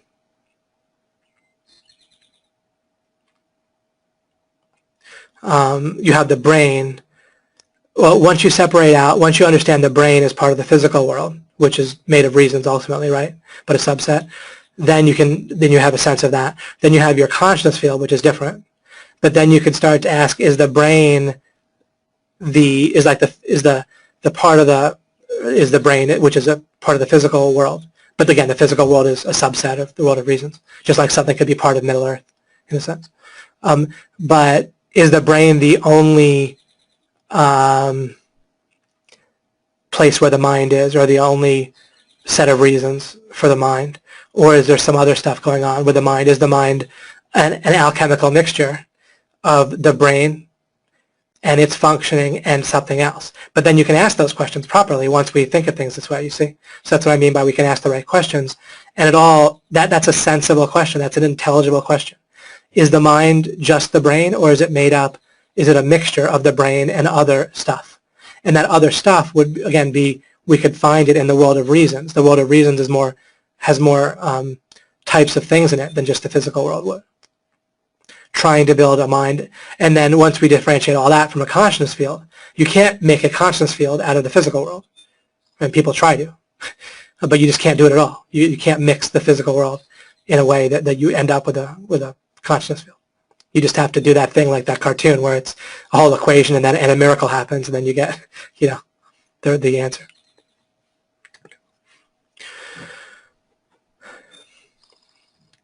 Neil Gregory, you said that God creates our consciousness field from moment to moment. Doesn't that imply that we do not have freedom of will? Well, no, because God creates, God causes our consciousness field. You do not cause your consciousness field. God causes, but cause and reason are two different things, two totally different things. A cause is something that can directly, through an act of will or power, create or a conscious field or make it be different than it is, change it. That's a cause. A reason is the reason why something like God that can cause a conscious field to be one way rather than another makes it one way rather than another. You have free will in that there's something you can do that goes out there, that affects the world of reasons, that then changes the reasons that are out there. It changes the world of reasons. It's a kind of a cascade. It's a chain of reasons. But you can initiate a chain of reasons by seeking understanding that influences the physical world, the world of reasons, including the physical world, often. But it influences the world of reasons in a way where there's a ripple effect, which will affect the reasons that your conscious field is one way rather than another way. So you don't need to be able to cause your conscious field in order to influence the chain of reasons that result in your conscious field being one way or another. So you affect the world of reasons that God uses to, you can call it decide, but it's not decide in the sense of a whim, but that God uses to determine what your conscious field will be next moment and the moment after. And it can affect the reasons why other people's conscious field, right? So us doing this together is going to, if we didn't do this, then our conscious field would be different in the future than if we did do this webinar together. And there's something that I did and there's something that you did that set in motion a chain of reasons that resulted in you being on this webinar, that resulted in me being on it and me knowing what I know, resulted in you being prepared more or less to receive what's on this webinar and so forth. That is all going to affect your conscious field in the future, and it can affect the conscious field of many other people, people you care about and people you might not even know right now. Can be affected because of a chain of reasons you set by seeking understanding. Or to the extent that you don't seek understanding, then you can close yourself off to good things and keep default bad things popping up that'll pop up by default. You also said that we can't change our consciousness fields, but isn't that what we're all trying to do right now? But I think I answered that right. We don't cause the change directly, but we cause a ripple effect of reasons, which then God uses to determine what our consciousness field will be. You see, it's all coherent, the way I explain it. It might not be understandable, but it's coherent once you get it. Looking for a source will keep you forever locked out of looking for a method. Yeah, exactly, Mike. Of course, you're putting that down so we have it kind of written down. But yeah, that's a beautiful thing to realize. There's really a lot of blocks, a lot of contradictions and other blocks that we need to dissolve thing after thing. There's a lot of stuff in between us and how things can be. So it just takes some time. Wow, so God didn't give, oh, and I'm sorry to hear that, Megan, and I'll say a prayer for you later. I won't do it right now, but actually, why not? Why not, God? Please touch Megan if she's recovering or recovered, but then, it's always in remission, right, if anything. And if she's not in remission as well, God, please touch and further heal Megan and keep her healthy and happy. Wow, so God didn't give me cancer so I would learn good things. He doesn't intend for good to arise out of bad. That's right. But it was a whole mix of reasons that caused my body to produce cancer based on physical laws and mental and emotional laws. Now, and by the way, Megan, before I read on, you didn't necessarily do anything wrong. Okay, it's just default, right? Bad things happen to little infants. They didn't do anything wrong or not, right? What we can do, though, is make things right over time. I allowed bad actions by others to put me under huge long-term stress and acted in ways that broke the laws. And remember, I already addressed that it's not necessarily your fault, but what is beautifully true is that the universe is rigged, the world is rigged, everything's rigged, more than the universe, so that we can get rid of bad altogether, ultimately. And by seeking, we get more good for ourselves and others. But bad comes kind of by default, not just as a consequence of us. Like, bad comes by default, and getting default doesn't get better unless we seek understanding. but realizing the foundations in goodness consciousness, I can understand to not let badness affect me. I don't have to feel bad. By not, what happens is, by taking on the idea that it's not correct that you should feel bad, that we're going to dissolve one of those meta goals I talk about, one of those standards and norms that acts as a magnet that prevents you from like not feeling bad. So the idea that we should feel bad keeps us from seeking how to not feel bad, to seeking to dissolve. So once we get rid of the thing that's that block, that magnet that's pulling us away from seeking to dissolve bad and seeking to understand, this idea that we should feel bad, which is incorrect, is like a bad standard, bad norm, bad magnet, bad meta goal that causes a struggle for us as we try to seek to dissolve bad or understand contradictions. By starting, by understanding that it's never true that you should feel bad, you still might feel bad sometimes, but you don't have that extra thing preventing you or struggling against you from dissolving bad. And just from that, it'll be way easier. Just practically speaking, you'll have a lot less bad. You'll be able to dissolve bad much more quickly when you have it. You won't be exacerbating it, and or you won't be agreeing with your mind. Your mind won't be exacerbating it with you agreeing on that. And so forth. And then there'll still be some deep-seated contradictions. I have them. You know, I have issues. I feel bad once in a while. But when I do, I understand that there's something I don't understand, and I keep seeking to figure it out. And then I do sometimes, and then that's gone. And then there's more for me to figure out, but I've really come far, at least, however far that is. I've certainly dissolved a whole bunch of things. And I don't mean that in any terms of patting myself on the back. Whenever I say that, I'm just testifying in a way that just can help you get a sense for yourself.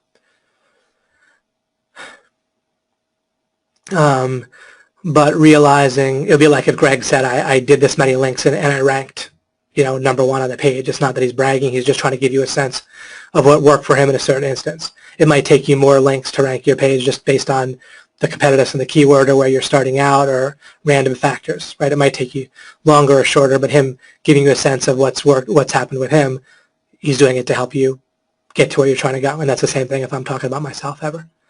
Okay, but realizing the foundations of goodness and consciousness, I can understand to not let badness affect me, that I don't have to feel badness. Reasons that multiply benefits like, and basically this is along the lines of correct. It can be interpreted in different nuances, but you're basically correct.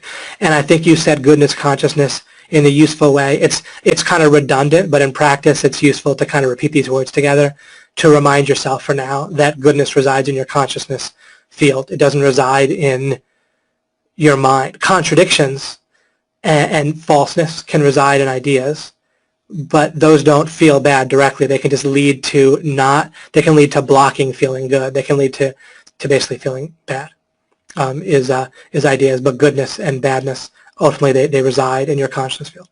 We want to, but there's reasons why you feel bad, and the reasons reside in the world of reasons. Does that make sense? The badness resides in your consciousness field, but the reason you feel bad or the reason you feel good resides in the world of reasons, including your mind.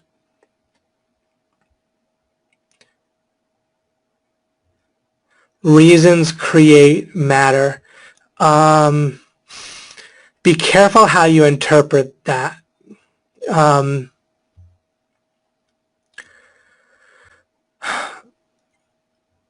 The reasons regarding matter and physical laws, there's a certain way that matter and physical laws are fixed, and we don't like directly impact them through our mind. But then there's got to be a way to get to where the physical world isn't leading to us having an experience of consciousness. So this isn't about like directly affecting the physical world with your mind. That's that phenomenalism I was talking about. So be careful about meandering into phenomenalism.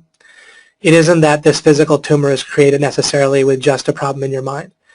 It might be, but I mean, certainly just from science, there's a contributing factors from stress, right, and your immune system being stronger and so forth. But I personally have a hard time making sense of the world for people without explaining that. I can't really find anything that makes sense other than that we have multiple lives on Earth. And I know that's a little weird for some people. I know it's a little bit heretical to like people's ideas of Christianity and so forth. But I can't really make sense of things other than that there.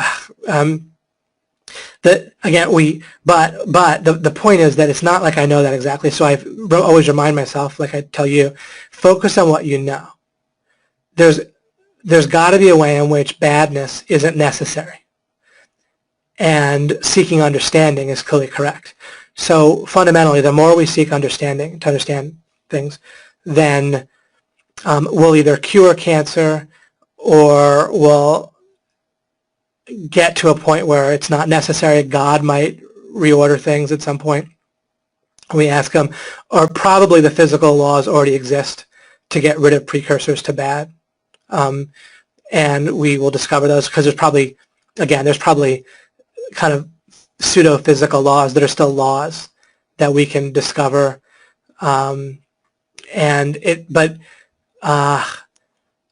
But there's a way that science and that discovering just how to cure stuff, like if everyone was perfectly healthy, we'd solve all sorts of problems in the world, right? So ill health can be presumably gotten rid of, but there's a way in which that's still just treading water, where we need to get rid of ideas that are just causing us to fight and argue and just feel bad no matter what, right? People have everything and still can be miserable because of just contradictions that are purely ideological, right, that they have to dissolve. Wonderful, Megan, and I pray that of course, that you stay that way. Wonderful.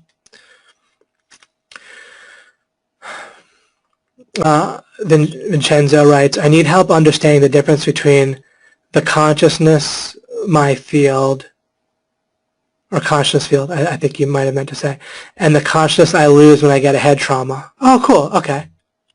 I see a lot of people unconscious flipping in and out of consciousness, and obviously you're working with a second language in a good way, English being your second language, I presume, which I always admire because it means not only do you speak this well in English, but then you have at least one other language. My wife, her native language is Russian, and my son actually asked, what's a native language, which is kind of cool because he speaks three of them, right? With Russian and English, and then we taught him Spanish as well, which is kind of cool. By the third one, he stops having a sense of a native language. He doesn't revert to it, just one, which a lot of kids do when you teach them two.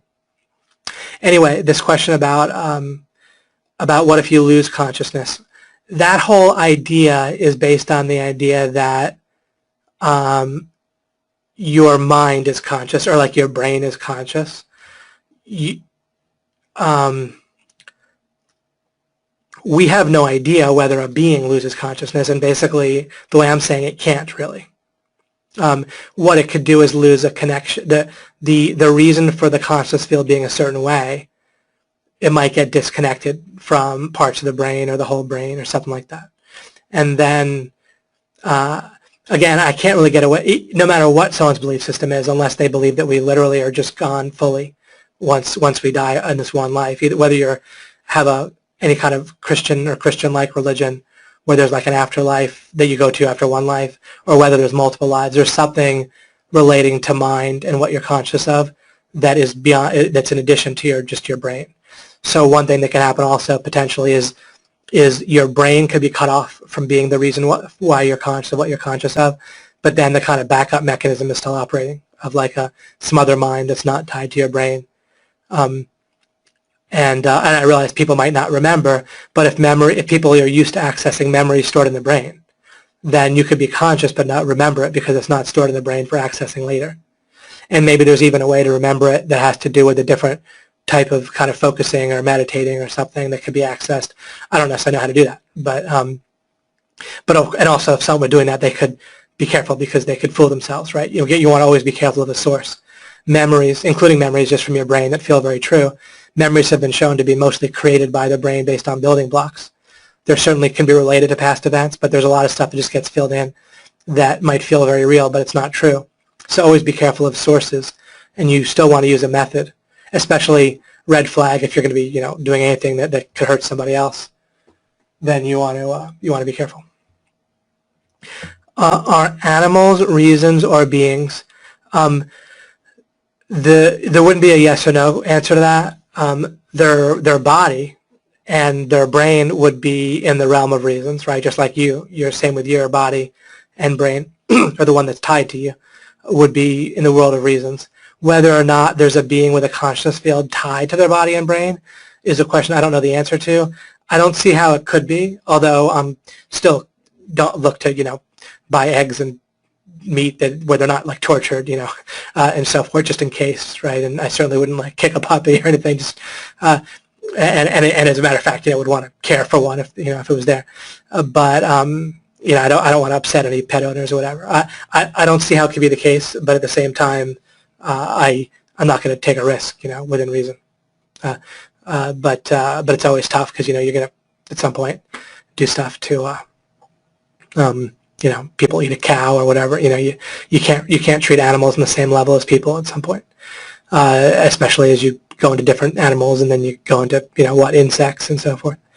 So yeah, anyway. Without worrying about that, we don't know, or we wouldn't know directly. I would suppose not, but it's more of a question of, is there a conscious field and a being attached to the animal's body and brain, or is there nothing else there, is the question. And I don't know the answer, but that would be the question. I think Michael wrote, I think you provided a lot of clarity for the group to identify, which may have given cause for more questions, which is good. Thank you, Brother David. You are very welcome. And I agree. I think something about what I said has helped with at least asking the right question and some clarity. And this is also topics that can be covered and talked about that are just based on the normal assumptions people have about the physical world and that don't involve consciousness are pretty easy to talk about. If and when I'm talking about those things, which I'm not doing really in alchemy, most things have to do with that. I guess there'll be particular things we might talk about regarding your offer and relationships and business relationships and various things where they can directly be taken within our normal way of viewing the world, which will make them easy for me to talk about. And then ideally, I like to talk about those things in one sense, right? I like to talk about things like that much easier and more structured, and I can just talk about them and we can get them directly. I'm quite aware of the idea that other people have their own kind of map of reality and their representation of what we're talking about, and whenever we're talking about anything that's at all kind of mundane or built in our normal model of the world, that I can, by that awareness, do a pretty good job communicating about the topics I'm talking about and making them understandable. It's just this one type of topic that is sort of impossible that way, where we have to push outside of it. So I can't, by logic, I can't talk within our model of the world when I'm talking about something outside of our model. But what people will do when they're not explaining something well that's inside their model is they won't build a bridge.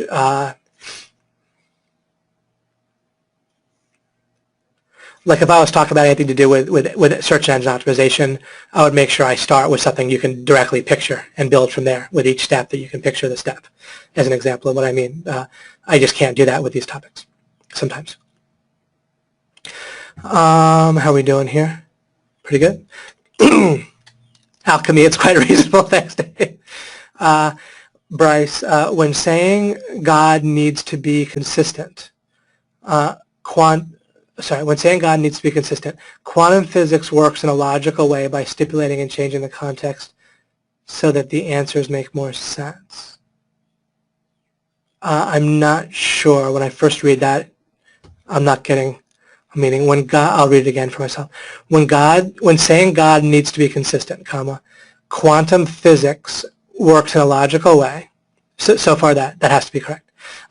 By stipulating and changing the context so that the answers make more sense. I'm not sure about that second part of the question right now.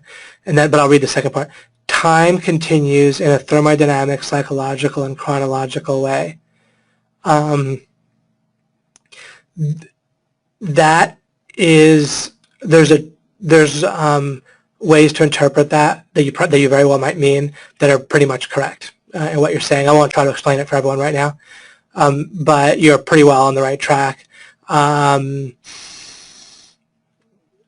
Yeah, the whole scheme I've given you here with consciousness field, reasons, and how that works, and the being, it's going to allow us to talk about time in different ways. Like when we're talking about something that's within our consciousness field, then there's one set of kind of understanding or reality, or I don't have a good word for it, but it's kind of enclosed within its own set of answers and understanding and backdrop or context. And then when we're talking about the world of reasons, that's a whole totally different context. And so when we talk about time within that context, then we can differentiate and it'll make sense. When people blend, normally people kind of smush all these stuff together and try to unify a being, conscious field, and the world of reasons, the physical world, all in one big mishmash.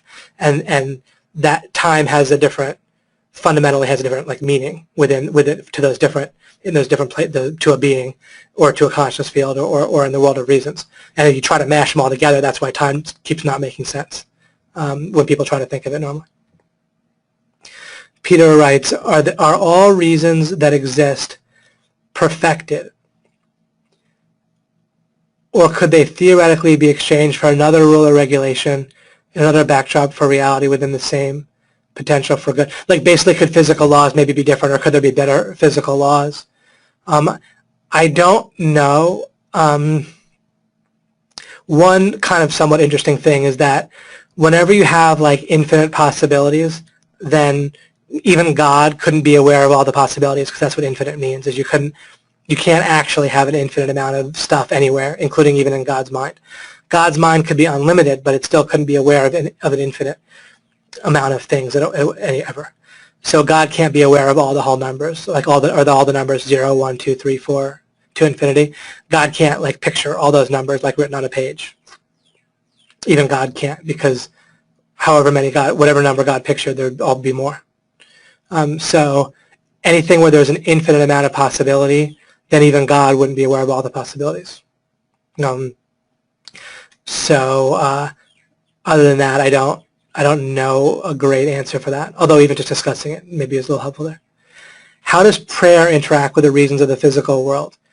For prayer to work, there would have to be rules that have a regularity to them that are like in addition to the obvious physical laws of like, the strong nuclear force, the weak nuclear force, gravity, and electromagnetism, right, are the four forces. The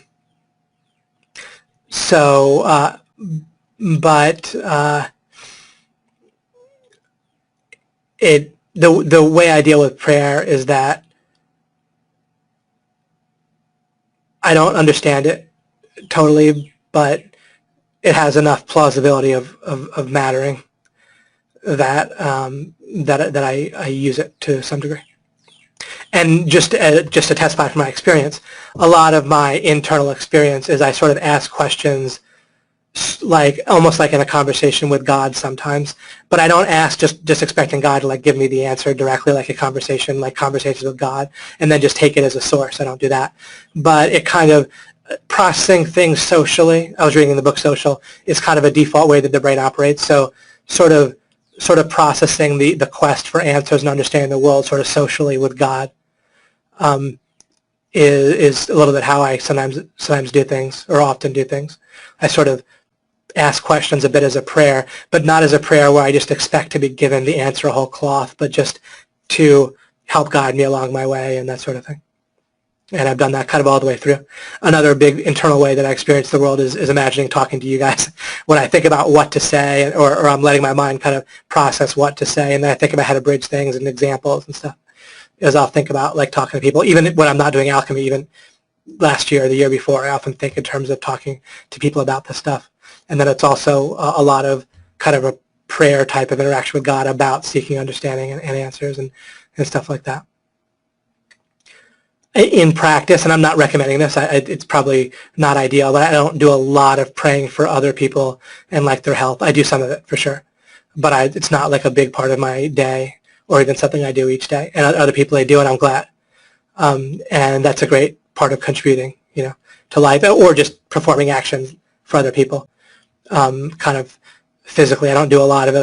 I tend to spend a lot of my time on this type of stuff. That's kind of where my natural inclination lies, and it seems to be working out pretty well, where some people have different kind of ways that they're kind of geared towards contributing.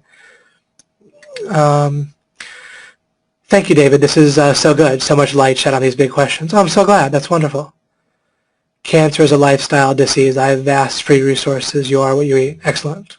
Good, good. Now, include, there's plenty of stuff that can help. I always just want to be careful of anything where it's like, if we too much say that people have control over something, then we meander into this idea that we start to blame people.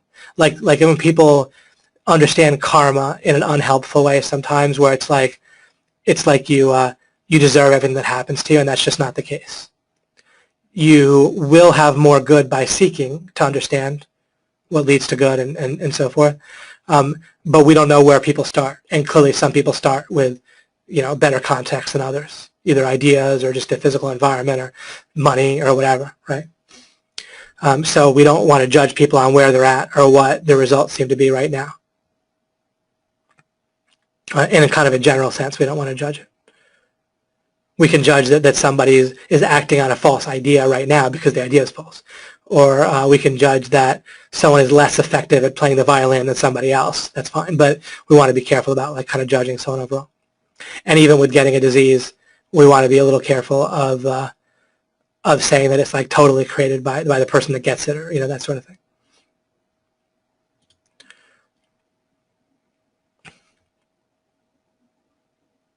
I might be reaching the edge of my my mental processing right now. My brain might be getting close to burnt out. Let's see how well I do with Chris's thing. It looks like it's pretty nice.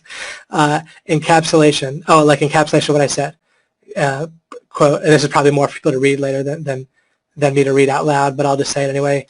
God, being, awareness, arrow. God created unified, undivided, dynamic consciousness field. Arrow, inclusive of the principles and laws, reasons which are the foundation for this world and its ever-changing manifestation. Yeah, this is pretty correct. Again, any kind of words like this aren't necessarily. Sometimes they won't bring anything right to mind for somebody, including myself, and they can be interpreted in slightly different ways. But there's certainly a way to look at this that is pretty well on target. My brain might start to blow smoke out of my ears if I keep going. Right here. Oh, individuals within consciousness field mistake their body. Again, different ways to interpret. I might be able to make some corrections, but or not. Again, I'm perfectly willing to suppose that you have it exactly right. And it's just like any of us, including myself, when I'm trying to represent this with words, it can not always bring to mind something clear. And then the final thing, you're helping people to realize what they truly are rather than what they take themselves to be. Thank you. You're very welcome. And then, again, what we're going to do that's going to be very practical is we're going to be able to build a sense of like a core for ourselves and specifically standards and norms that aren't going to just be based on us thinking. Like, there's a way that when people try to even think about who they want to be, they're still pulling in too much incorrect stuff that they can't really do it as well as they could. And I'm setting yourself up so you can really build a terrific set of standards and norms for yourself that has a strength to it, has a lot of flexibility to it. You'll basically be stronger where you want it to be stronger, more flexible where you want it to be more flexible. So you'll actually be both more confident and more flexible, stronger and more flexible with your sense of self and then dealing with other people and so forth. Speaking of languages, I have a question. I am trilingual and know Spanish and French. I'm jealous. I know I have one language myself. I am learning Portuguese. When flipping from one language to another, does your brain switch functions, or how does the brain change from one language storage to another? I don't know, but there's a way in which it's pretty cool, right? Because you're going to see more distinctions. You're going to be much less like a fish in water by having different cultures. Although the danger can be seen in parallel. You can see it with by having two political parties. You have people with different points of views that can argue things in a way that can be helpful. But then the danger is where they agree. Is sometimes if they agree on something, but if that something they're agreeing on is bad, then it's even more seems real and foundational and solid and less likely to be questioned than if there was just the one point of view. So what you want, learning about more cultures. Just this happens with people that, like if people encounter different religions, the danger is where they all agree, but where they're all wrong. So watch out for that. Oh my gosh, it was 3.5 hours. Oh, you're right. I had no idea. I didn't even realize it went 3.5 hours. Would you believe it? I had no idea. I go into like a time warp apparently when we're here. Have I been discussing with you for like 2 hours? I thought I stopped the discussion after 1.5 hours. That's shocking to me. Anyway, sorry. All right, so we're good. Sorry to keep everyone for this long. It's almost like a drawback because then people might think in the next webinar, if I show up live, it's going to be 3 hours. I don't mean to do that. I wonder if I can ever get it down to 1.5 hours. But anyhow, I still might kind of make a concerted effort to do that fairly soon, but clearly not yet. Okay, guys, we'll pretty much wrap it up here. Oh, how can I know that I can't know something? That's going to be interesting. I'll keep that in mind. But thank you guys very much, and I look forward. Be here Monday if you can. I know that some of you can't make it because I put it at 8 p.m. Eastern, so some of you overseas might have an issue. But it's going to be really terrific. I'm going to be talking about something to do with playing to win. That'll be quite kind of immediately practical. I'm going to be making a distinction or 2 or 3 that are going to be eye-opening, that are not going to be like a cliche type of thing regarding that topic. So I think you'll enjoy it. It'll be kind of like one of those cool, like the effect you get out of kind of like a cool mindset thing that really you like, but at the same time with distinctions that you can take with you permanently. So good. I love the long sessions. It takes a while for my brain to get in gear. Yeah. I like the way I figured out to get warmed up. Not that it shouldn't have been obvious to, would be obvious off the bat to a lot of people. But when I start with just a slide in front of me without talking to you guys first and just try to start cold, I kind of have a hard time. But by talking just a little bit ahead of time, it's a very nice way to start these webinars. And you get a few minutes, anyone listening as a recording. If you come on time, then you'll get a little, and live, then you'll get a little bit of discussion that you wouldn't get otherwise. And not really on purpose, just kind of naturally. I'm not going to try to hold something back. If I come up with something particularly important, certainly I'll make sure to say it somewhere that's recorded. Obviously, I'm doing this to help everybody, not just to get attendance on live webinars. But you're very welcome. Yeah, mind blown today, right? Thank you, David. Oh, I hit the 10 million for Peter. Thank you. That's great. Do you guys remember I said that I thought that you guys could look back and at some point, and if a friend asked you if the only way to get this alchemy stuff was to pay 10 million for some reason, just stipulating that, of course, it's unrealistic. If the only way was to earn 10 million to go get it, then would you say it was worth it? And I'm going for you guys to say that was worth it over time. Of course, that's just a fun approximation that I'm going for. It's not my actual, real goal, but it's just a fun kind of thing. Great way to start the day, absolutely. Thanks, Frederica. Oh, you're welcome, Faith. I'm glad. So we made some progress today, right, with this topic of how to know what's true. And then I'll get into some specific, more technique-based stuff based on this starting next week. And then, as I said, on Monday, in a couple of days, I'll be talking about how to play to win in a certain way. A distinction there that'll be particularly helpful. And something I've used to my benefit greatly that I finally figured out how to explain to people, I think, in a new way. So it's kind of a new thing that I haven't talked about before that I'll talk about on Monday. Okay, guys, take care. Have a wonderful Saturday.